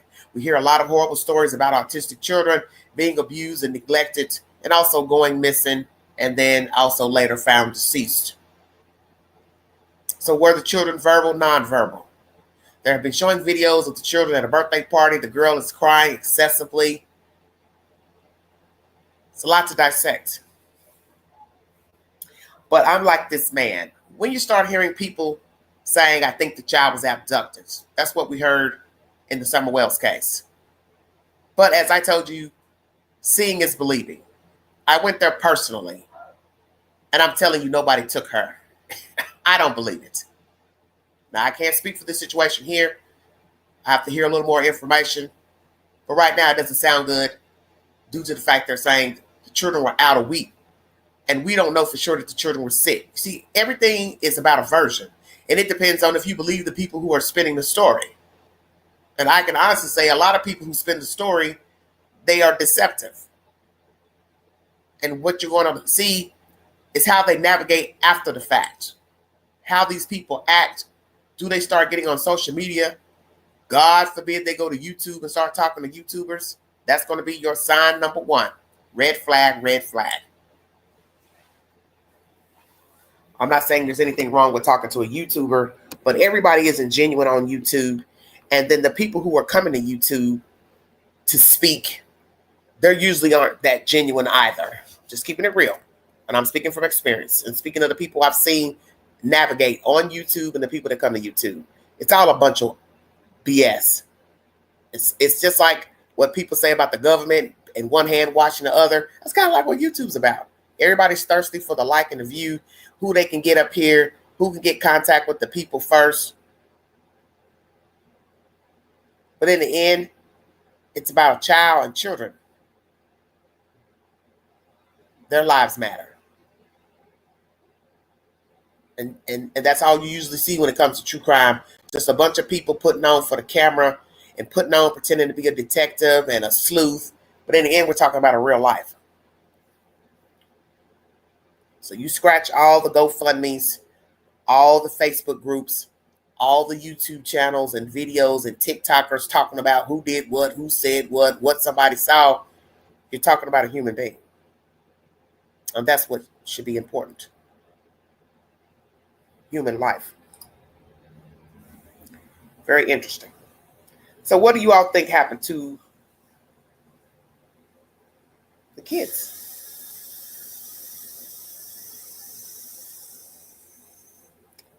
What What happened to the children? Are the children alive? I'm going to put up a poll right now on my community page. Feel free to go over there and take the poll.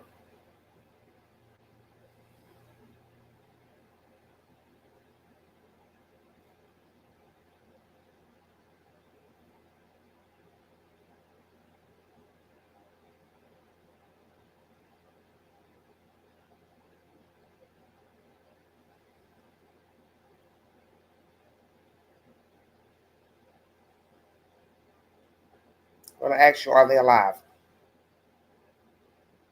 You have options. You have yes, no, and not sure.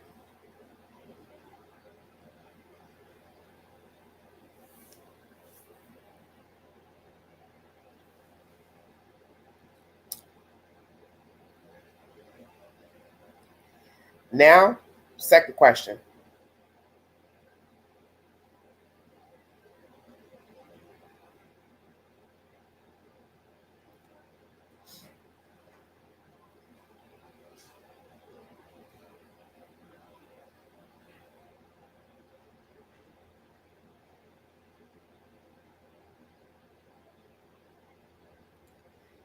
Same options.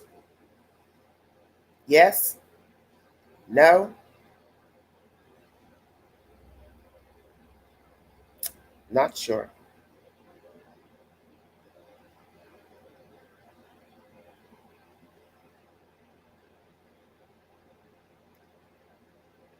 Third question. Do you think these children have been dead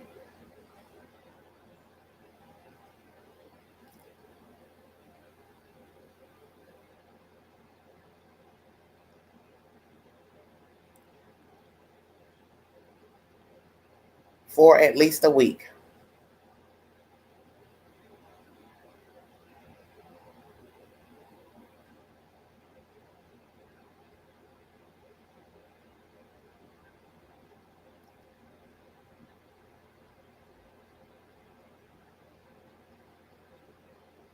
Let me say before they were reported missing.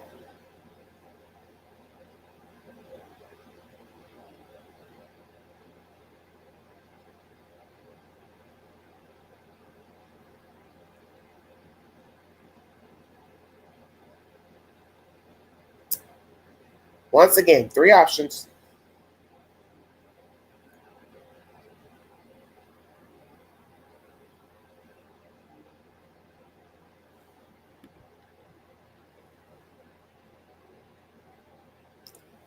Okay, everybody. Do you think the children were harmed by the parents?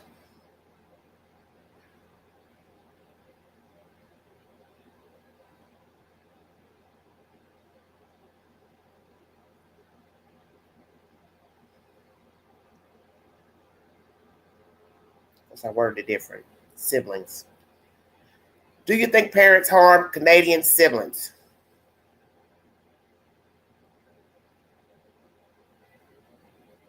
Take the poll.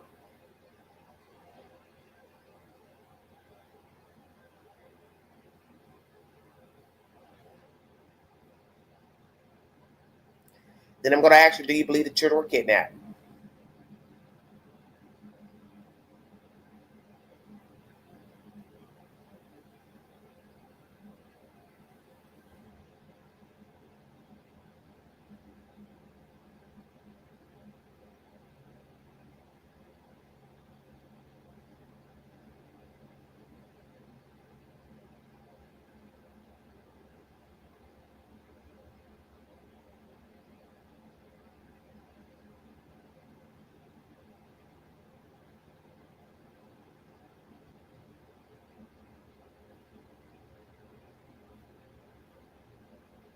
One second, everybody. Same options. Yes, no, and not sure.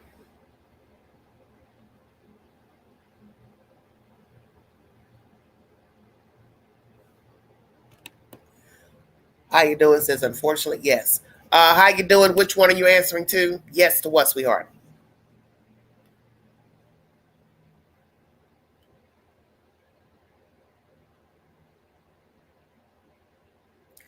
Now, Pale Rider, where are you coming from with this medication stuff? She gave him too much medication.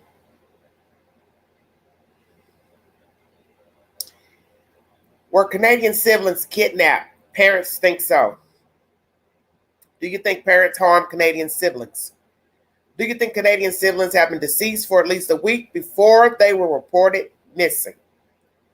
Is there foul play in the disappearance of the Canadian siblings? Are the missing Canadian brother and sister alive? Take the post.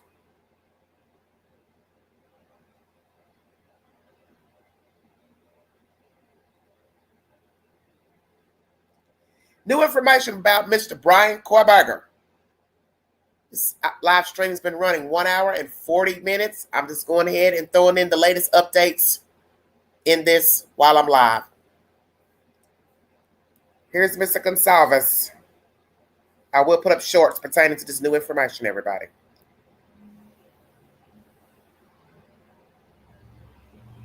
Well, the brother didn't go to school either. Steve Gonsalves, father of Kaylee Gonsalves, who was one of the 4 kids murdered inside 1122 King Road. Steve, there's a lot of blockbuster sorry about that. Hold on. Revelations by NBC.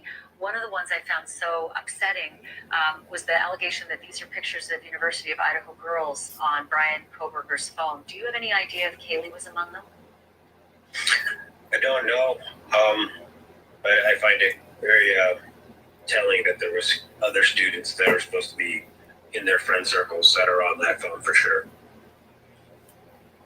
And do you know anything more about what that mother, Angela Naveja's the daughter, Ashlyn, who was best friends with Maddie? Do you know anything more about that child's story? I mean, that girl's story. You know, Ashlyn was supposed to spend the night there. It's just so upsetting to think what happened. Why didn't she? I don't know the details on Ashlyn. I definitely know Ashlyn. I've met and hung out with her.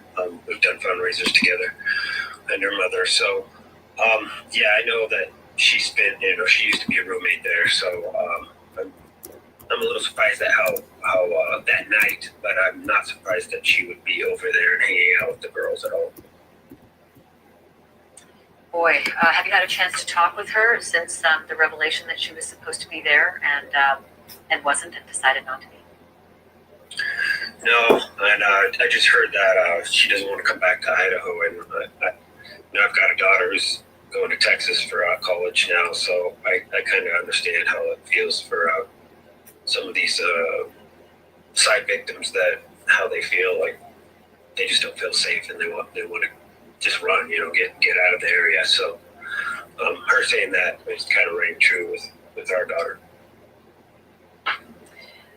The internet search is alleged to be, Ted Bundy and then non-consensual violent sex. You've said that this stands out because of reports before from the Reddit survey that Brian Kohlberger sent out, as a criminology student, asking other criminals about their methods. Talk to me more about that.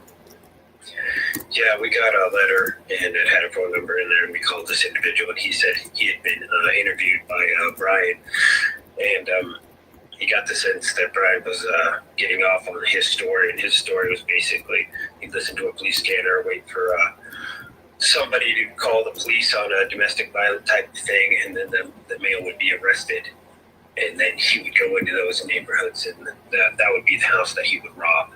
So he said that Brian seemed to enjoy his story, and he said that he had he felt like he started enjoying certain aspects of his story where he would talk about drunk females passed out, and he basically said, I could have done anything. I was just going for jewelry, going for money, going for whatever he was.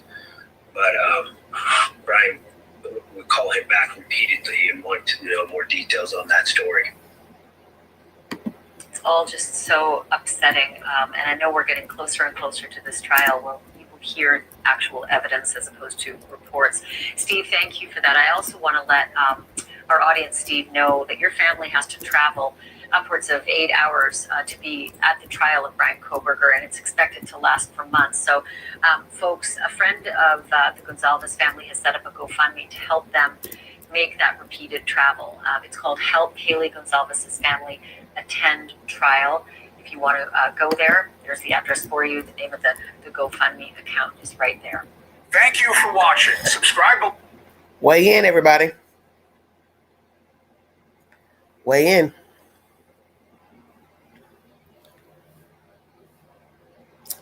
Alleged photos of other girls on his phone. Some girl, family, Ashlyn. What other girls were on the phone? How many other photos were on the phone of friends associated with the Idaho 4? Number one. Any students that attended school where he went. Washington State. Number two.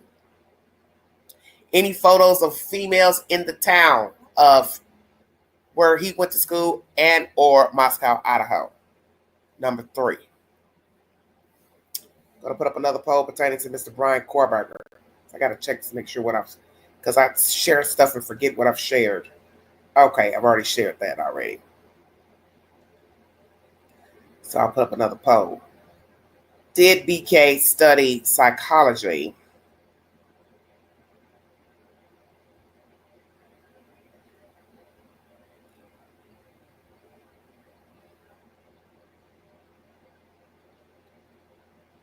To learn about himself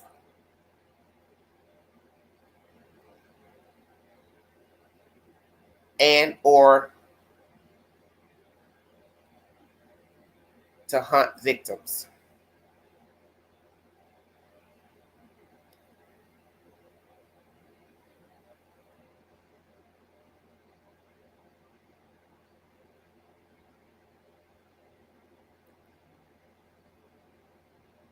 Yes to both. No to both.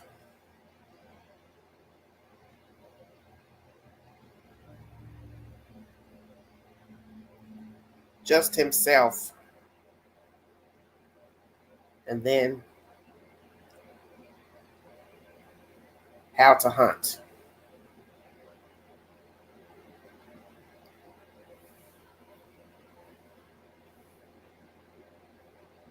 Now we're going to put, was Ted Bundy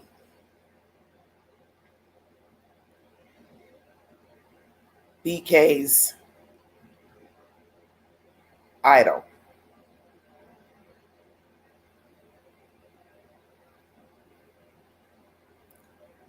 Yes. No.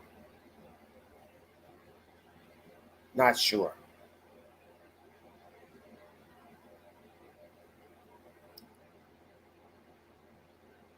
And the last one, the last option I'm going to say, wanted to outdo Bundy. How about that?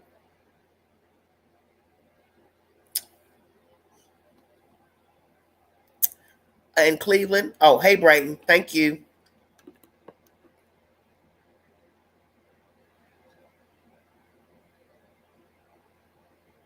Say what? Due to a Metallica concert. Cupcake, come on now.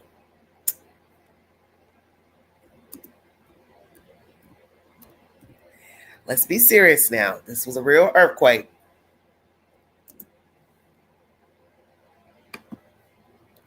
All right, everybody, go to my community page and take the polls pertaining to the children in Canada that are missing.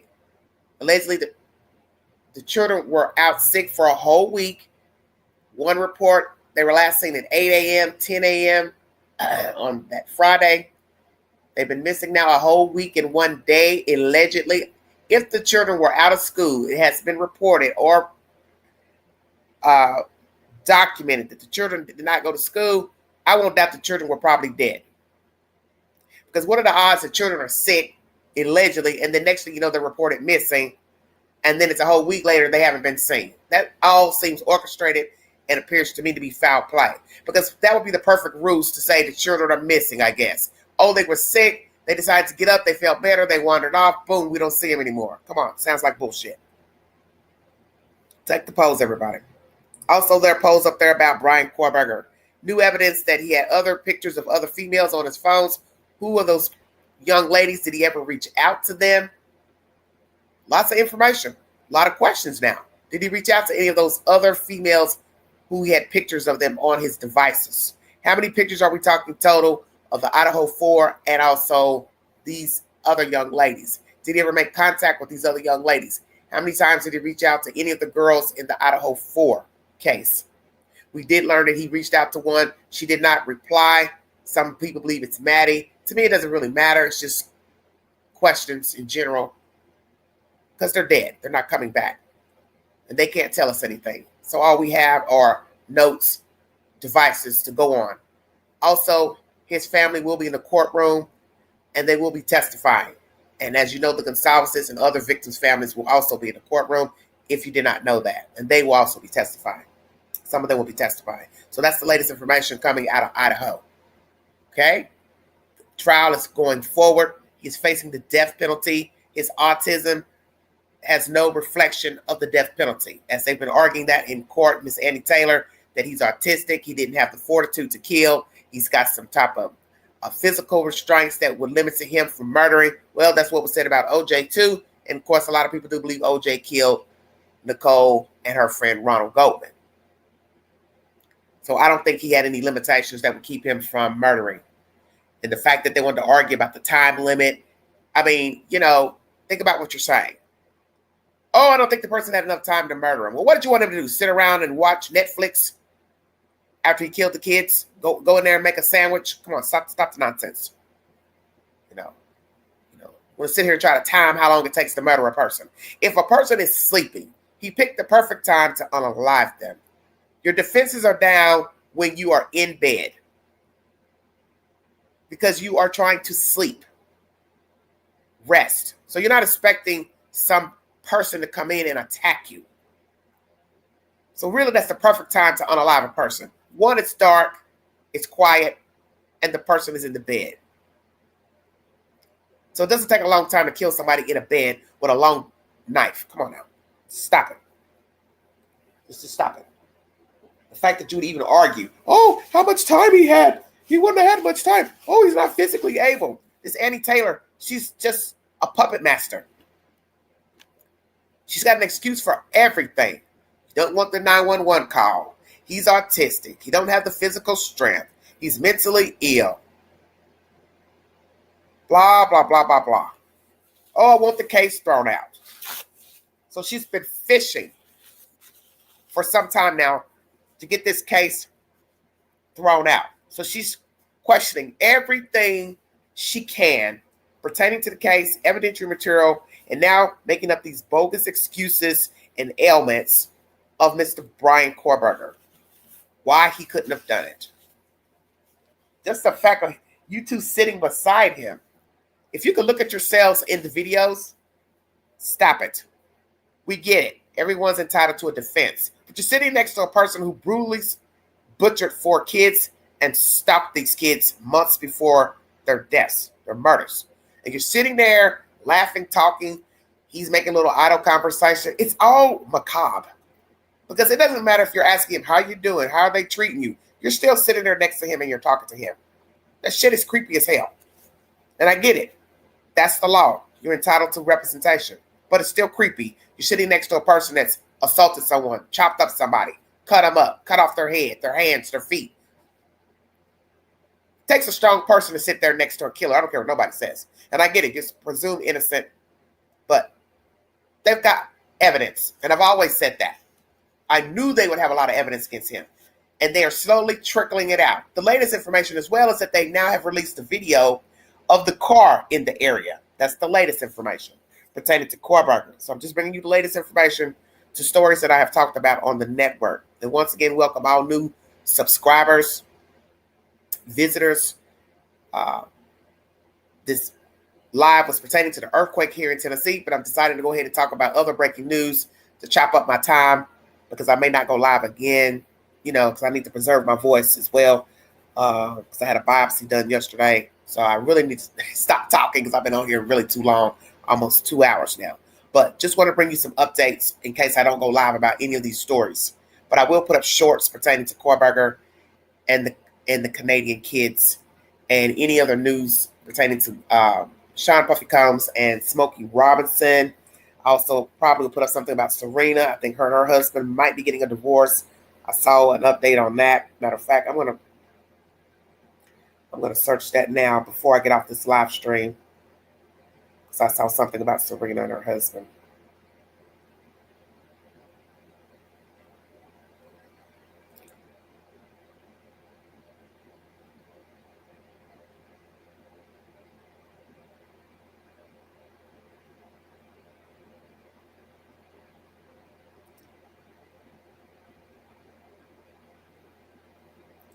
I hope they're not getting a divorce, but let's see.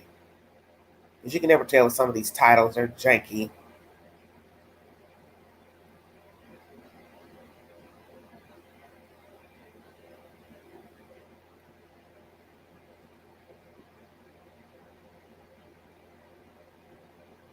Let's see.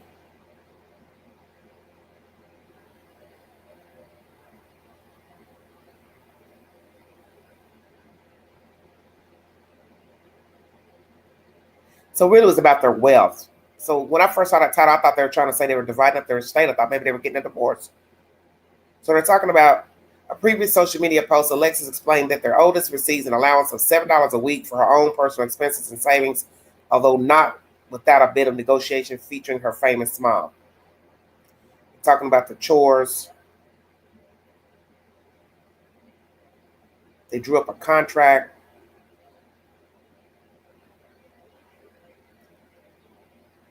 Okay.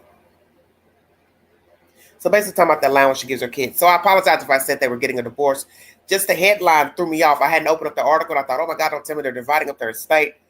So see, this is what happens, those tricky titles on the videos. So basically this is just about them giving their kid an allowance and I guess teaching her the value of $1. So I apologize if I said they were getting a divorce. It's just the title threw me off the other day and I thought, oh my God, please don't tell me they're headed for divorce court already. So that's the latest, everybody. So I've talked about the Menendez brothers postponement on a decision about resentencing. Sean Puffy Combs' trial is supposed to start on Monday, but right now there's a debacle about a seating of all the members of the jury. I'm going to go into that, and then I'm going to check out of here because I have got to get off this live. I've been on here too long. The prayers for Tennessee. I'm praying that no one was hurt today during the earthquake, that there was no extensive damage to anyone's home or building. If I get an update pertaining to anything pertaining to the earthquake here in our area, I will bring you that said information.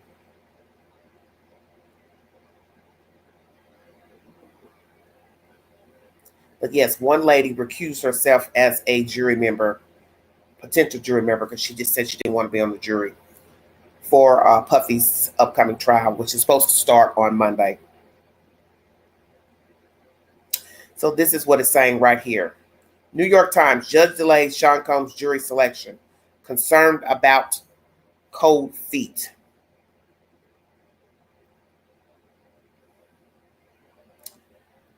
So it says jury selection for Sean Combs' racketeering and sex trafficking trial was delayed on Friday over worries that some jurors might get cold feet before the start of the high-profile case.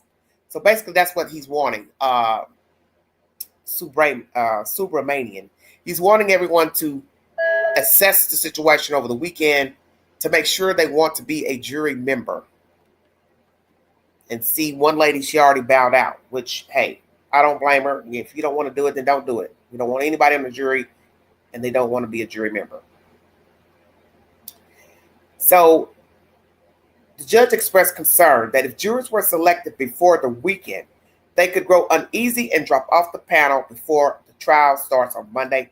The decision came after one potential juror sent an email to the court asking to be left off the panel for issues of personal well-being, the defense said. So what was that? Did they have a mental problem? Were they on meds, antidepressants, depressed, bipolar, home problems? Are they single? Are they married? Do they have children? Why did this woman want off the jury? Very curious. 12 jurors and 6 alternates will be selected and sworn in on Monday at Federal District Court in Manhattan. The jury will be tasked with deciding whether the music mogul was a swinger with unorthodox sexual proclivities or a predator who used his power to abuse victims in drug-dazed encounters. If convicted, Mr. Combs, who was once a roundly celebrated figure in the music industry, could spend the rest of his life in prison. That's the latest pertaining to Sean Puffy Combs. I'm not going to read long-winded information. So the judge was worried, I guess, after getting an email from one of the potentials. So now he's going to, I guess, wait until Monday, start the process or finish the process, and I guess pray they get enough people on the jury so they can start court proceedings, start the trial. This is something I want to say. Okay, Sharon said it's shaking in Georgia. Okay, thanks, hon. The one thing where there's a problem pertaining to all these allegations that you're hearing as of late against these men, R. Kelly, Epstein, Bill Cosby, so on and so forth, is that they were past scenarios. Some people have concern about that, which still, it don't matter if a crime was committed. It doesn't matter if it's the past. A crime is a crime, just like murder. Murders are still investigated whether they happened in 1980 or they happened in 2000. But where there's a problem is you allowing someone to abuse you and you stay in the relationship. Some might say, why should a person pay you because you allowed yourself to be abused? See, everything's about interpretation. If you allowed yourself to be in someone's company, to be abused mentally, physically, sexually, some would say, well, that's your fault. You allowed that. You stayed there. You're not a child. We're not talking about a child. We're talking about an adult. Same thing with a job. These women suing Smokey Robinson.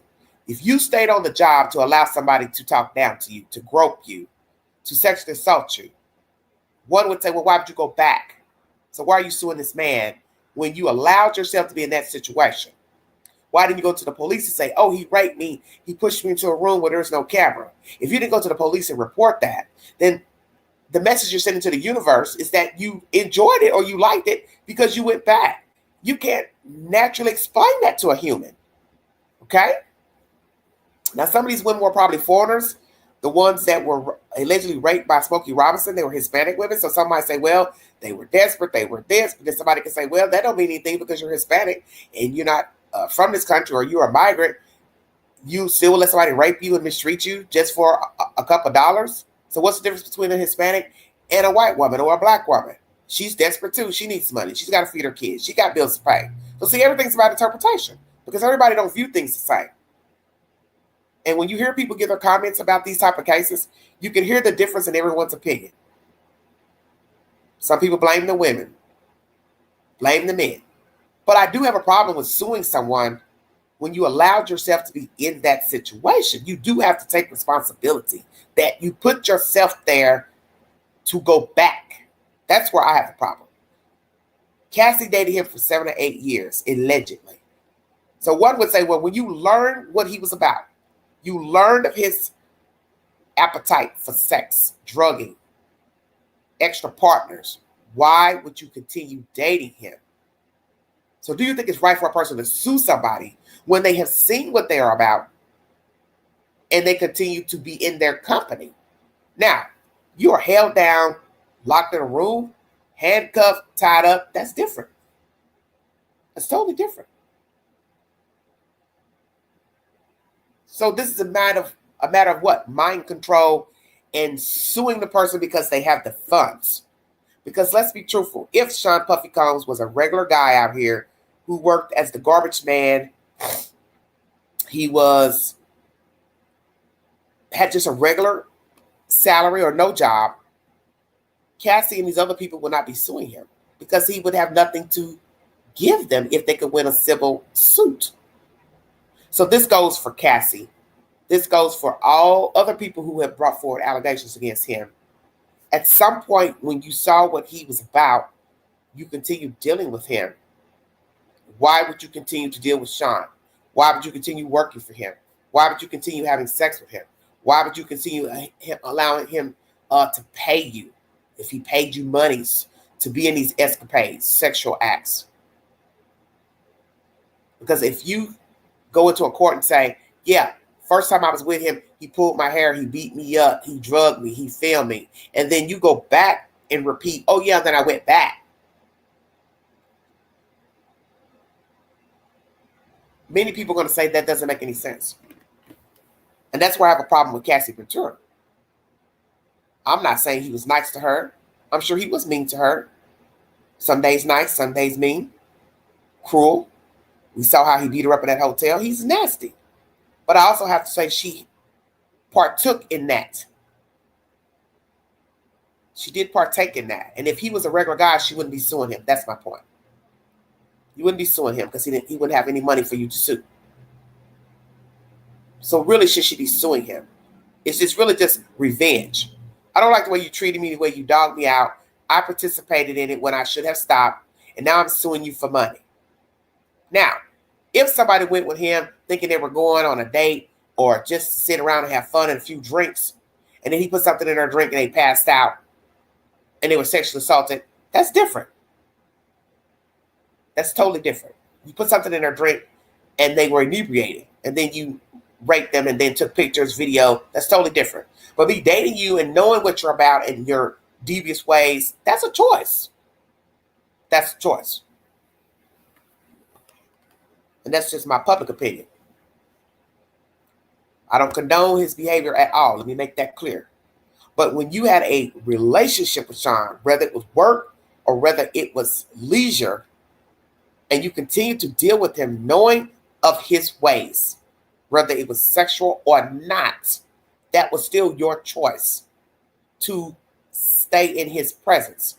And then it's an issue with you coming forward now, many years later, wanting to sue, because the average person who has some sense will say, well, why didn't you do this at the time when you cut off ties with him? Then you go get a lawyer and say, hey, I want to sue for, non-payment of wages, cruel work environment. He badmouthed me to where people wouldn't hire me. I couldn't get gigs. I couldn't get jobs. I found a video of myself. There's people coming back saying they saw a video of me having sex with him. That's where you have the case. Like the one lady who said a guy came up to her and told her, oh, there's a video floating around with you and Sean, blah, blah, blah. That's a case. Because now you know he's filmed you without your knowledge. That's number one. If indeed he gave you a drink with a drug in it, that's number two. To me, that's a sound case. But me just going in and out of a relationship with Sean, knowing he's nasty, he's rude, he has a foul mouth, he's putting his hands on me, he's filming me, he's drugging me. I have knowledge of these things and I'm still going back in his company. I just don't see how a person has the right to sue. Because you're willingly being a participant. Willing and unwilling, that's not the same. So basically she's suing for what? Mind control. That he had mind control and she had basically Stockholm syndrome. And I'm not trying to say, negate her feelings for him. Maybe she was in love, infatuated, obsessed, crazy for the money. That's why she hung around. So you really don't know her to say why she hung around Sean. One, to become famous. One, because she thought she was going to have a contract. One, because she fell in love, obsessed, lust. To get the money. He helped her out, paid her bills. So see, everybody who's had any type of entanglements with him dealt with him for their own reasons. And that's where this is a problem. Because as an outsider listening, you're going to say to yourself, whether I've made my own mistakes dealing with an abuser, still logically I know this is wrong. To one, be abused. Two, to continue to go around the abuser. You know it's not right for you to go around a person who's been abusive to you. You know that. Whether you do it or not, you know it's wrong. Whether you're in the shoes, been in the shoes, it's happened to you, ain't happened to you. You know it's wrong. But that's the whole point. What we think and what we do is two different things. But suing a person isn't right. Is it right when you were a willing participant? That's where there's a question. So I'm going to put that on the poll as well. Should a person be suing when they were going back and forth with the defendant abuser? Because one lady who's been on the news, on News Nation, talking about her client, they had a little rift because I think she learned information that the woman had made contact with Sean after he allegedly raped her at that house with her friend. And that does look bad. You can't say, oh, my friend lured me over here, set me up to be raped by Sean, and then there's text messages of you texting Sean after the rape and talking in regular conversations as if nothing ever happened. That's a problem. That's a big problem. So if you're suing for a civil suit, you're suing for what? Oh, he had mind control over me. That's the only thing you could be suing for. Just saying. But I'm not here to naturally negate any actual persons sexually assaulted or drugged by him and they had no knowledge and possibly later found out or have found out recently, and then they had no other contact with Sean. Those people do have the right to sue, in my opinion. They do have a right. So any tapes of children, underage, film, drug, we already know that's a crime. It does not matter if the child was willing to have sex with Sean or not. It's the law. It's a child. And I don't like when people say, oh, well, they wanted it. Think about what you're saying. That's a hideous thing to say about a child. It's a hideous thing to even say about an adult. A child can't navigate as an adult. Doesn't matter if they decide to have sex with an adult or not and say, yeah, I'll have sex with them. The law says it's rape. And even if you're an adult and you decide to have sex with a person, the person still has no right to drug you and or sexually assault you and or bring other people in to gang rape you. That's a crime. It's a crime.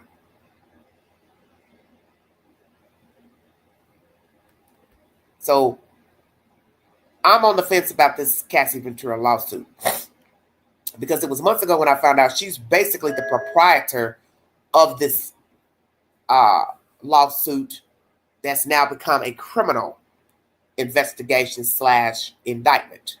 She's a proprietor.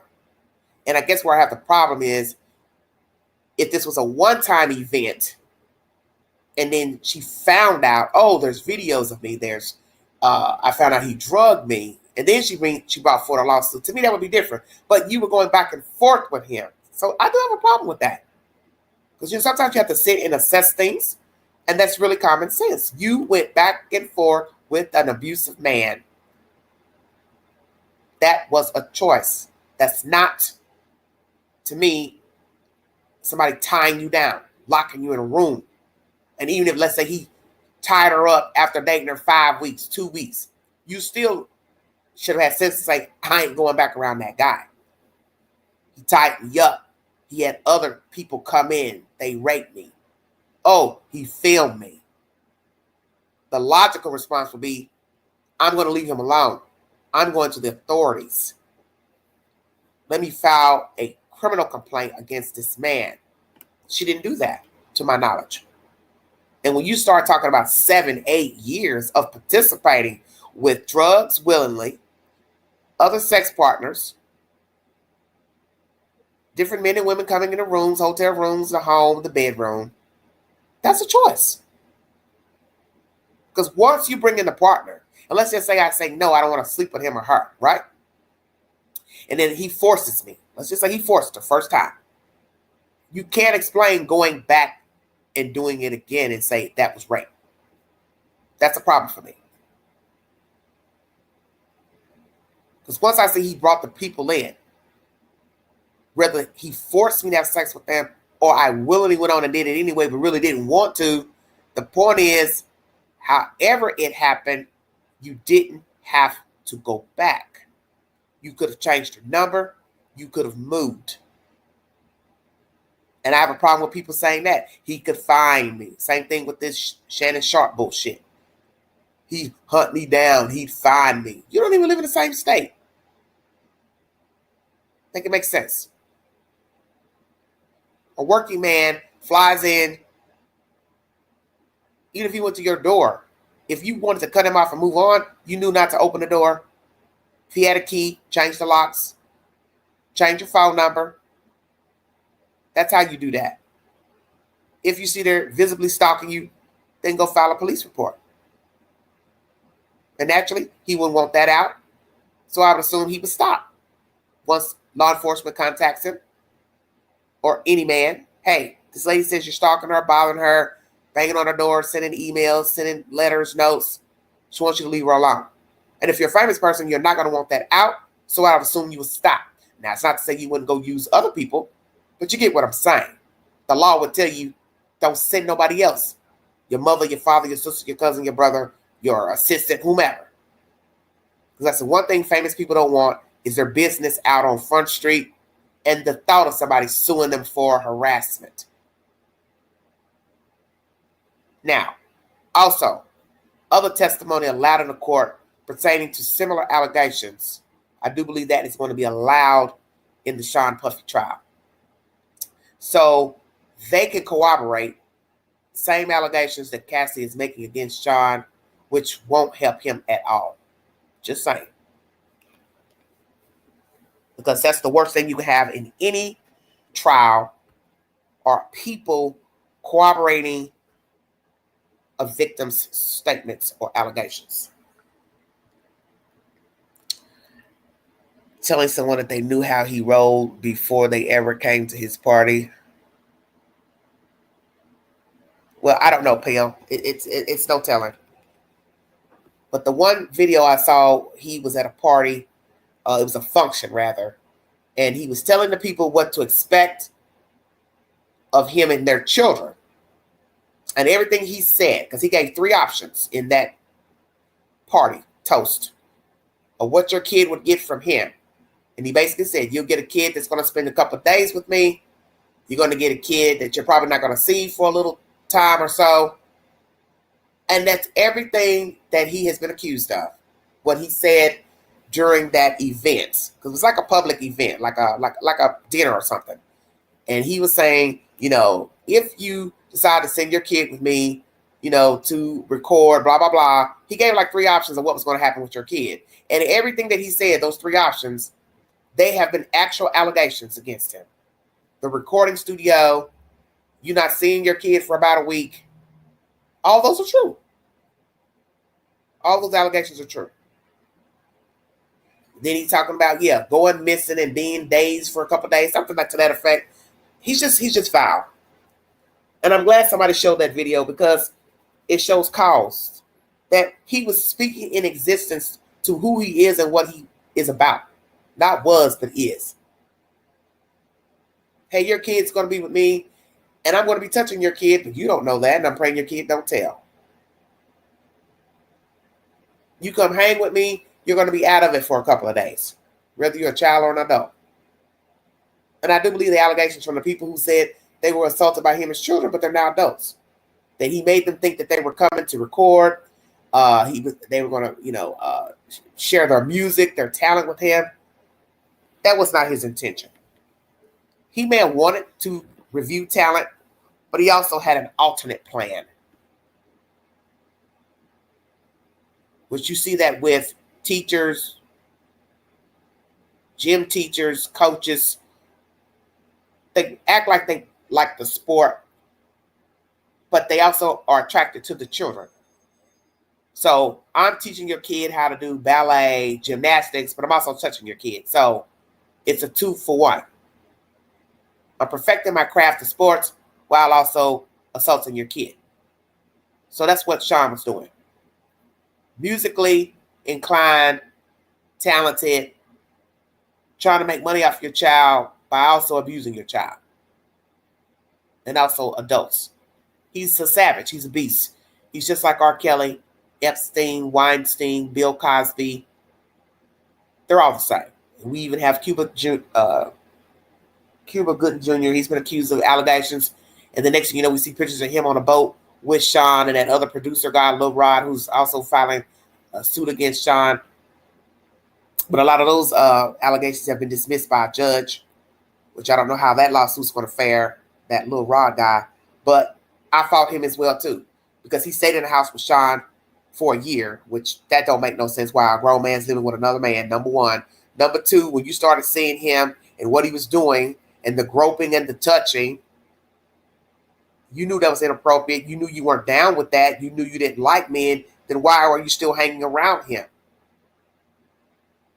And you can't say you got a lot of money from him, because if you got enough money from him, you would have no need to sue him now. So see, all that's crusty and suspicious as well. Because I cannot see a grown man allowing another man to grope him, and he's not a gay man. Let's just keep it real. And like I said, these are not children. These are grown adults. So you hung around Sean because you wanted to. You didn't like what he was doing. You should have left him alone. You should have read his black ass and told him, I'm a grown man. I'm not gay. Take your fucking hands off me. You don't stop, I'm going to tell the world. But frankly, I wouldn't even said that part. Hey, you want me to be quiet about who you really are? I need this amount of money and I need it signed by the end of today. That's what a cutthroat person would have done. Well, it looks like to me you like men. So since you think it's okay to grope somebody without their permission, sign me a check and I'll stay quiet. Stay woke, everybody. No, you continue to stay around Sean for a whole year. And now you come forward with these allegations. He was touching and groping you and walking around you naked and walking around with a towel and wanting you to come sit in the bathroom while he showered. What the fuck? I'm not going in the bathroom to sit with a man and sit on a commode or sit on a chair while he takes a shower. What is so important you got to tell me that you can't talk to me after you get out of the shower? It's not like you're running in the bathroom and say, hey, hurry up, get out the shower. Your sister's been hit by a car or your mother's in a hospital. That's different. We're talking about just talking. That's stuff children do. The mother's in the shower, the kid goes in there and say, hey, mom, I'm getting ready to go. Or, hey, mom, where are my socks? Where are my pants? I can't find them. That's different because you all have a personal relationship. And if the mother don't mind her children coming in the bathroom while she's taking a shower to talk to them, that's different. But then you might have one mother that says, hey, this is my private time. Don't come in the bathroom while I'm in here. Wait until I'm out. So like I said, everybody navigates differently in households. But men, there's no reason for a man to be in the bathroom with another man showering, talking. It's not that serious. Hey, bro, I'll wait till you get out. I don't care if he says, no, come on in here. I want to holler at you for a minute. No. And if you're a man and you're firm about who you are, you will let Sean know. I said I'll wait on you when you get out of the shower. See, everything's about trial and error. People will try you. And that's what sadists do. They don't know they're going to get a victim until they try. Okay? So it don't matter if it's a child, if it's an adult. I don't know until I try. And that's all grooming is. People are groomed every day. On jobs, family, schools, organizations. Let me see how far I can get with this person. And that's all grooming is. Even if there's no sex involved. It's still manipulation. The jokester. Hey, I got a joke to tell. Hey, I got a joke about you. Hey, I don't like this about you. And you keep listening. They keep doing it because you allow it. And they want a response. That's why they're doing it. I was watching that on First 48. This certain guy that they call it janking down there in Alabama. He liked to jank. Well, he ended up dying from janking. How about that? You're on the phone talking shit to a guy who your brother was on the phone with. You jumped in a personal conversation. Next you know, the guy shows up with another person and he's shot right there in front of his mother's apartment building. So see, your words can find you out. And I always say people who joke a lot, they're really not joking. That's how they really feel about you. Everybody knows that. They only say they're joking when you call them out. Then they say, oh, I'm sorry. I didn't really mean that. Or they never apologize. And I think that guy was like that. He was headstrong. He liked to give his opinion, and he would do it in a joking manner, as they call it down there, janking. Oh, it's just something we do down here in Alabama. Yeah, well, guess what? That janking cost a man his life. because he didn't know how to stop. And that's that. That's my commentary, everybody. I'll bring you an update on Sean Puffy Combs, Smokey Robinson, Brian Korberger. See who else. I know I'm missing somebody. And I'll bring you shorts as well pertaining to the children missing in Canada. I want to thank you for your time. Once again, prayers for Tennessee, Georgia, any surrounding areas that were affected by this earthquake. Touchdown this morning at 9:04 a.m. As I said earlier during this live, the building shook, my bed shook, and it scared the hell out of me. And I'm just glad that nothing happened to this apartment building. It's not to say nothing couldn't affect it later down the road, because it is an older building, but prayers for East Tennessee, southern part of Tennessee, any other neighboring counties, Knox, Blunt, Loudoun, Anderson, because all counties felt it from my understanding. If you'd like to donate to this great network, $Beganji 129 Cash App. Stickers and chats are always welcome to the live stream. Thank you for all my new subs and visitors. Prayers for my friend Sue, who's traveling back to Illinois as I speak. Praying that she and her friend make it there safely. Prayers for these children in Canada. Don't know what happened to them, but I got a feeling they're possibly not alive. And as they said, could be out there in the wilderness alive, but the children don't have the fortitude to navigate as an adult would. And they've got to be able to eat. The weather, it's been raining. How would they survive? Also, prayers for Summer Wells case. No new information pertaining to her disappearance. Next month will mark not 1 year, but 4 years she's been missing. Also, Sebastian Rogers is missing from Hendersonville, Tennessee. Very scary. And it's very scary to even be talking about children, because we should never be talking about children missing, dead, or abused. But sadly, we have very vile creatures out here who have no business having children. And the one thing I keep telling people pertaining to true crime with children is that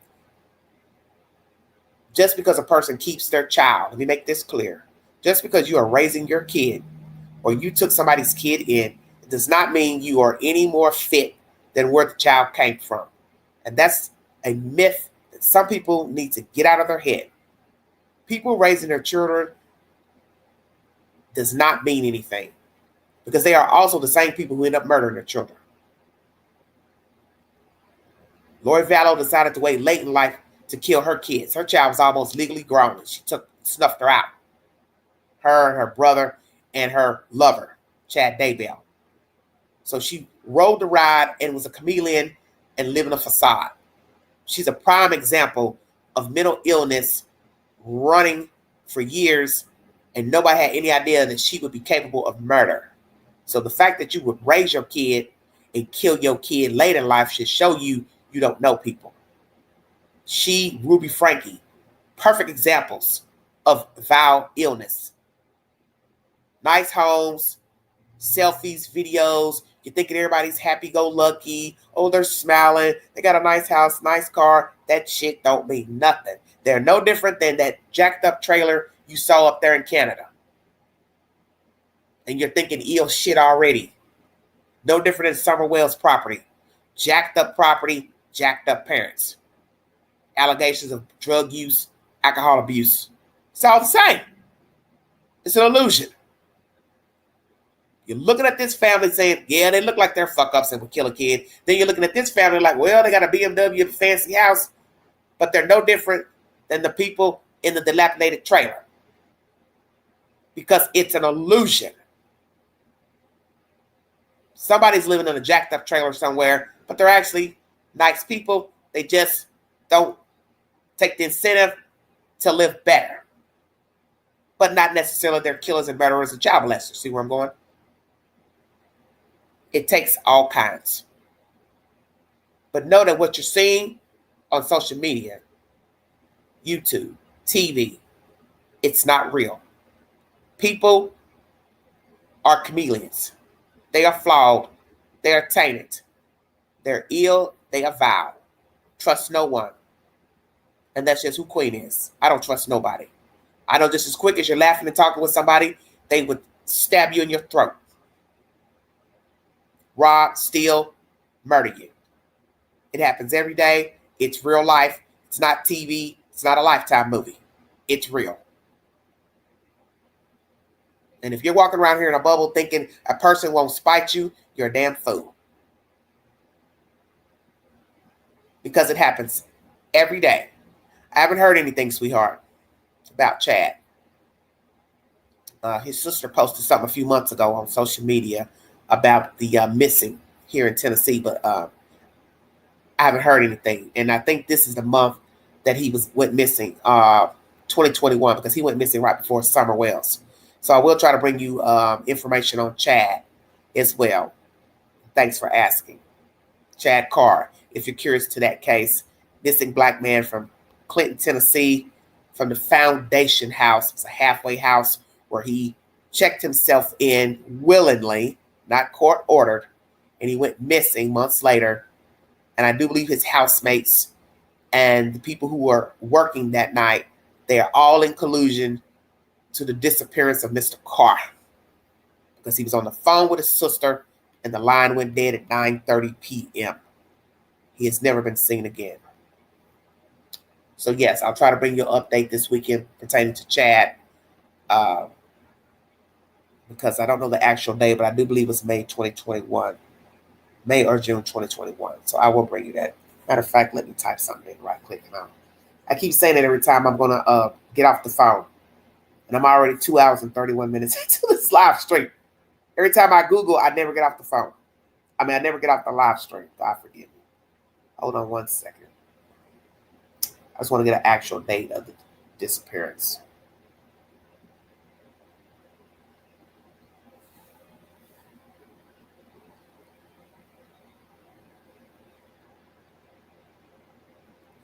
See, there's another little boy with the same name missing or hurt. Well, it's another white guy with the same name too.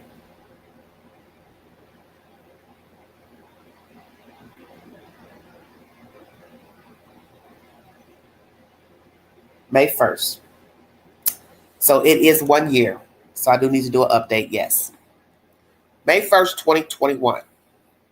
We are now the 10th of May. So 9 days ago, 4 years ago, he went missing. Thank you. Oh, Mother's Day's tomorrow. See, I told you I'm behind on everything. I'm behind on everything. Let me see if there's something update pertaining to him. Hold on.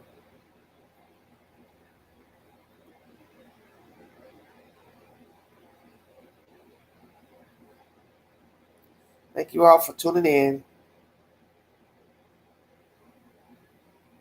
And also, Dateline did a special a few years ago. Yeah, the last thing they put was last year. A year ago.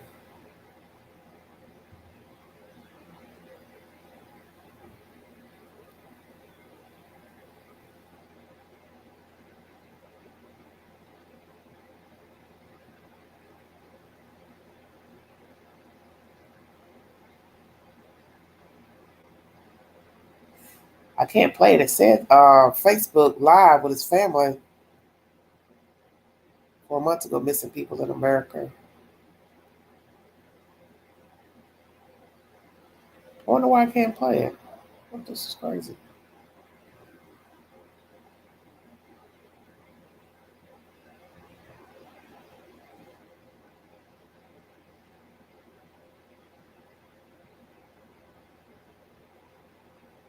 Hold on.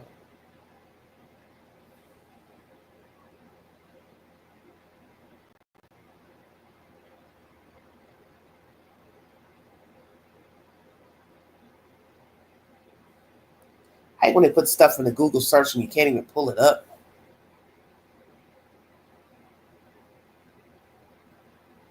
It won't come up.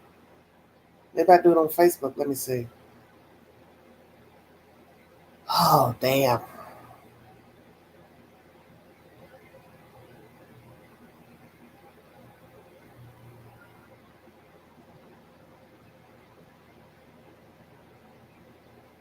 I hate this AI stuff.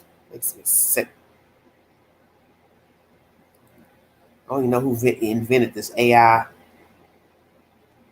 I don't care about it.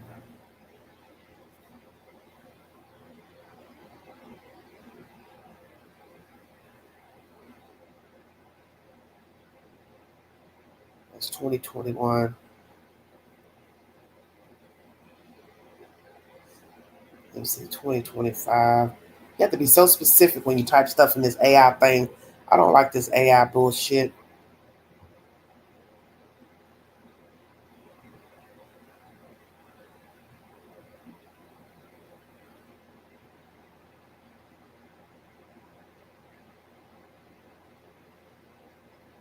And I think the mother is no longer alive. The sister posted that a few months ago. She says, my mother's gone and my brother is gone. So the mother has passed away, his mother. I did not know that.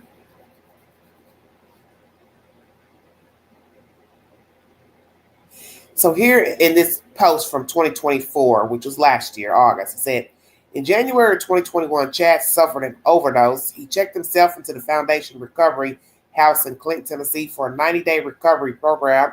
On May 2nd, 2021, Whitney and Chad spoke on the phone. Chad was almost at the end of his 3-month stay at the Foundation Recovery. At some point, Whitney and Chad sat on the phone. Chad sat down to light a cigarette. Whitney could hear him talking. Then the line disconnected. She tried to call her brother back, but there was no answer. Chad Carr has never been seen or heard from again. 5'9", 230 pounds, last seen wearing black shorts, black tank top, and flip-flops. He took a picture that same day, posted it to Facebook, so that's why they know what he was wearing. If you have any information, 865-457-2414, Anderson County Sheriff's Office. Well, I called you all a month or so ago, and you didn't reply. Anderson County Sheriff. Why not? The Vivid Faces of the Vanished, if you want to follow that Facebook page. So he moved from Knox County to Oliver Springs in Anderson County. Friendly, funny guy who loves to make people laugh. Close to his mother and sister, Whitney Williams Carr, who spoke to her almost every day.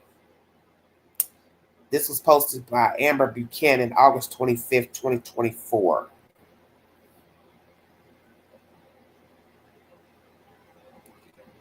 Foundation House. I don't know if they're still up and running or not. Can't find the video.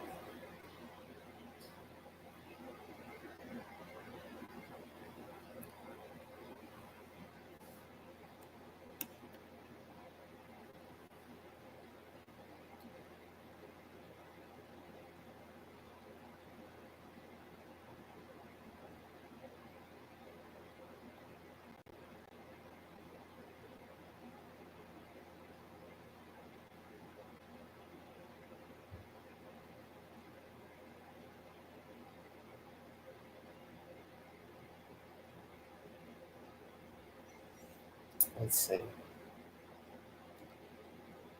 When you go into Google search, the video comes up, but when you hit it, it doesn't open, which I think is strange.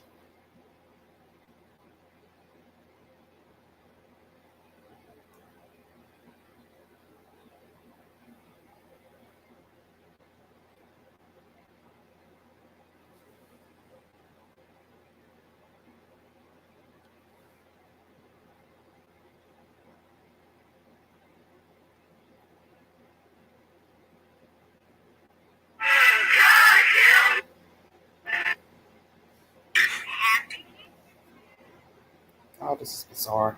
Hold on, everybody. I'm still trying to find something.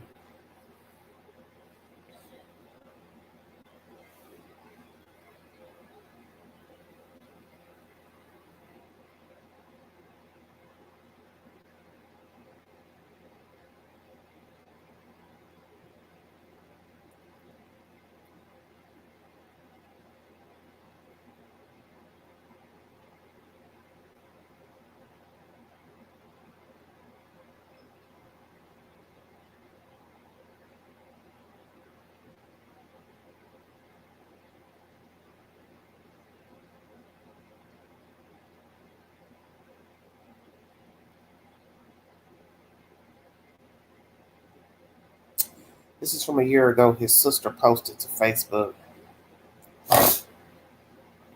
where she wasn't too happy about some things.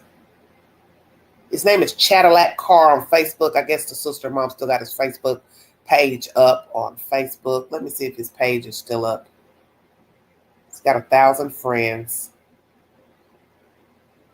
He's still got his page up. No leads.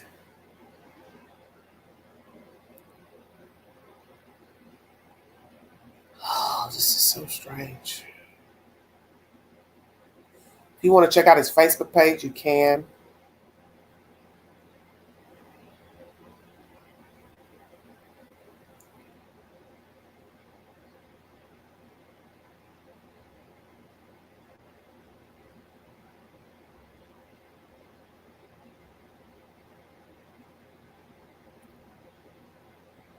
Cadillac Car. For those of you who are curious.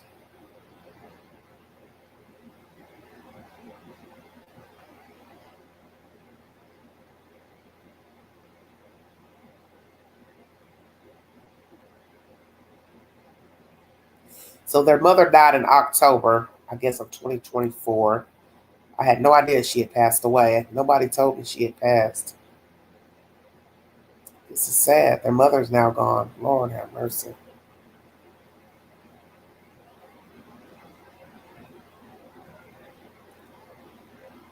Wow, this is bad.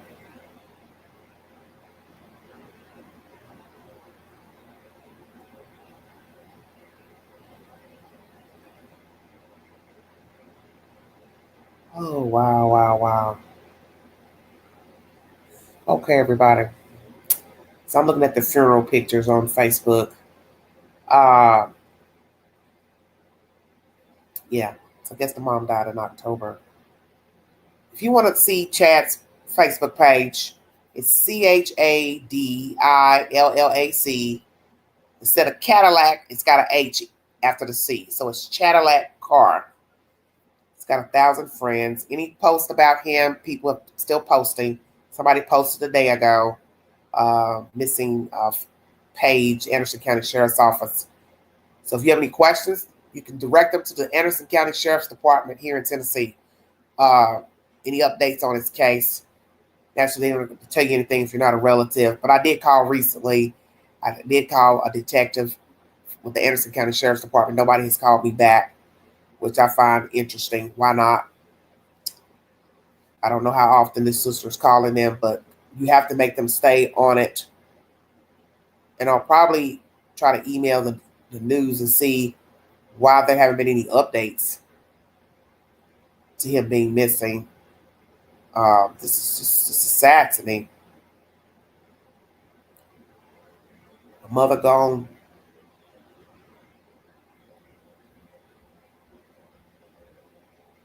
She posted October 19, 2024. Lord, give me and the kids the strength to prepare the best way we can as we lay my mama to rest today. That was October 19, 2024.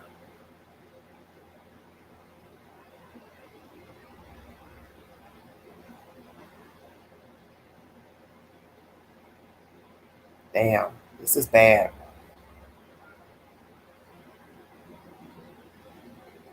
Her name is Krista Kennedy.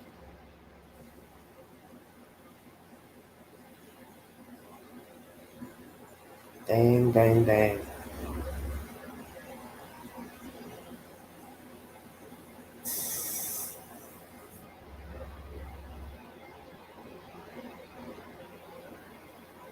I'm glad I got to tell you I love you and kiss you before you took your last breath.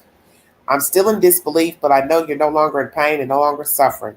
I know you couldn't get the physical closure you needed about Chad while you were here, but now you're with the Most High and have everything you needed to know. But I still fight to get the same closure while I'm still here. I will not give up. Don't worry about Nevin and Naya, because I will make sure they keep your memory going. I love you, Mama. Take your rest until we meet again. Rest in paradise. Please keep me, especially Nevin and Naya, in your prayers, because they love their big mom and the rest of the family as we are all trying to wrap our minds around all of this. And she's showing pictures of herself with the mother and her brother when they both were alive. The sister's name is Whitney Williams Carr. Wow, wow, wow, wow, wow.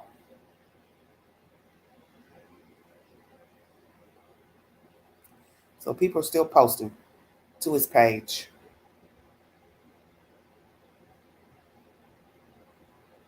Where's chat with Carr?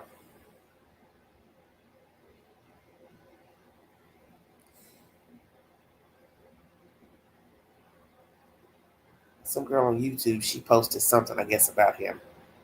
Cold Case, Southern Girl Crime Stories. Never heard of her.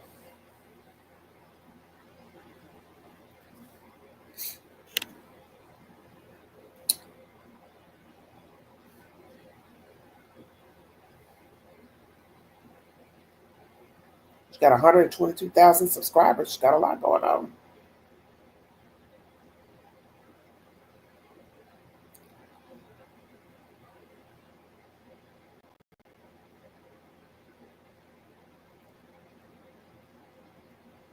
Franklin, Tennessee, 2 years ago.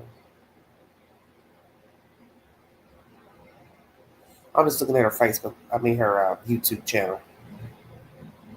A year ago. Looks like it's the latest. Well, she has posted some stuff. A day ago, 8 days ago.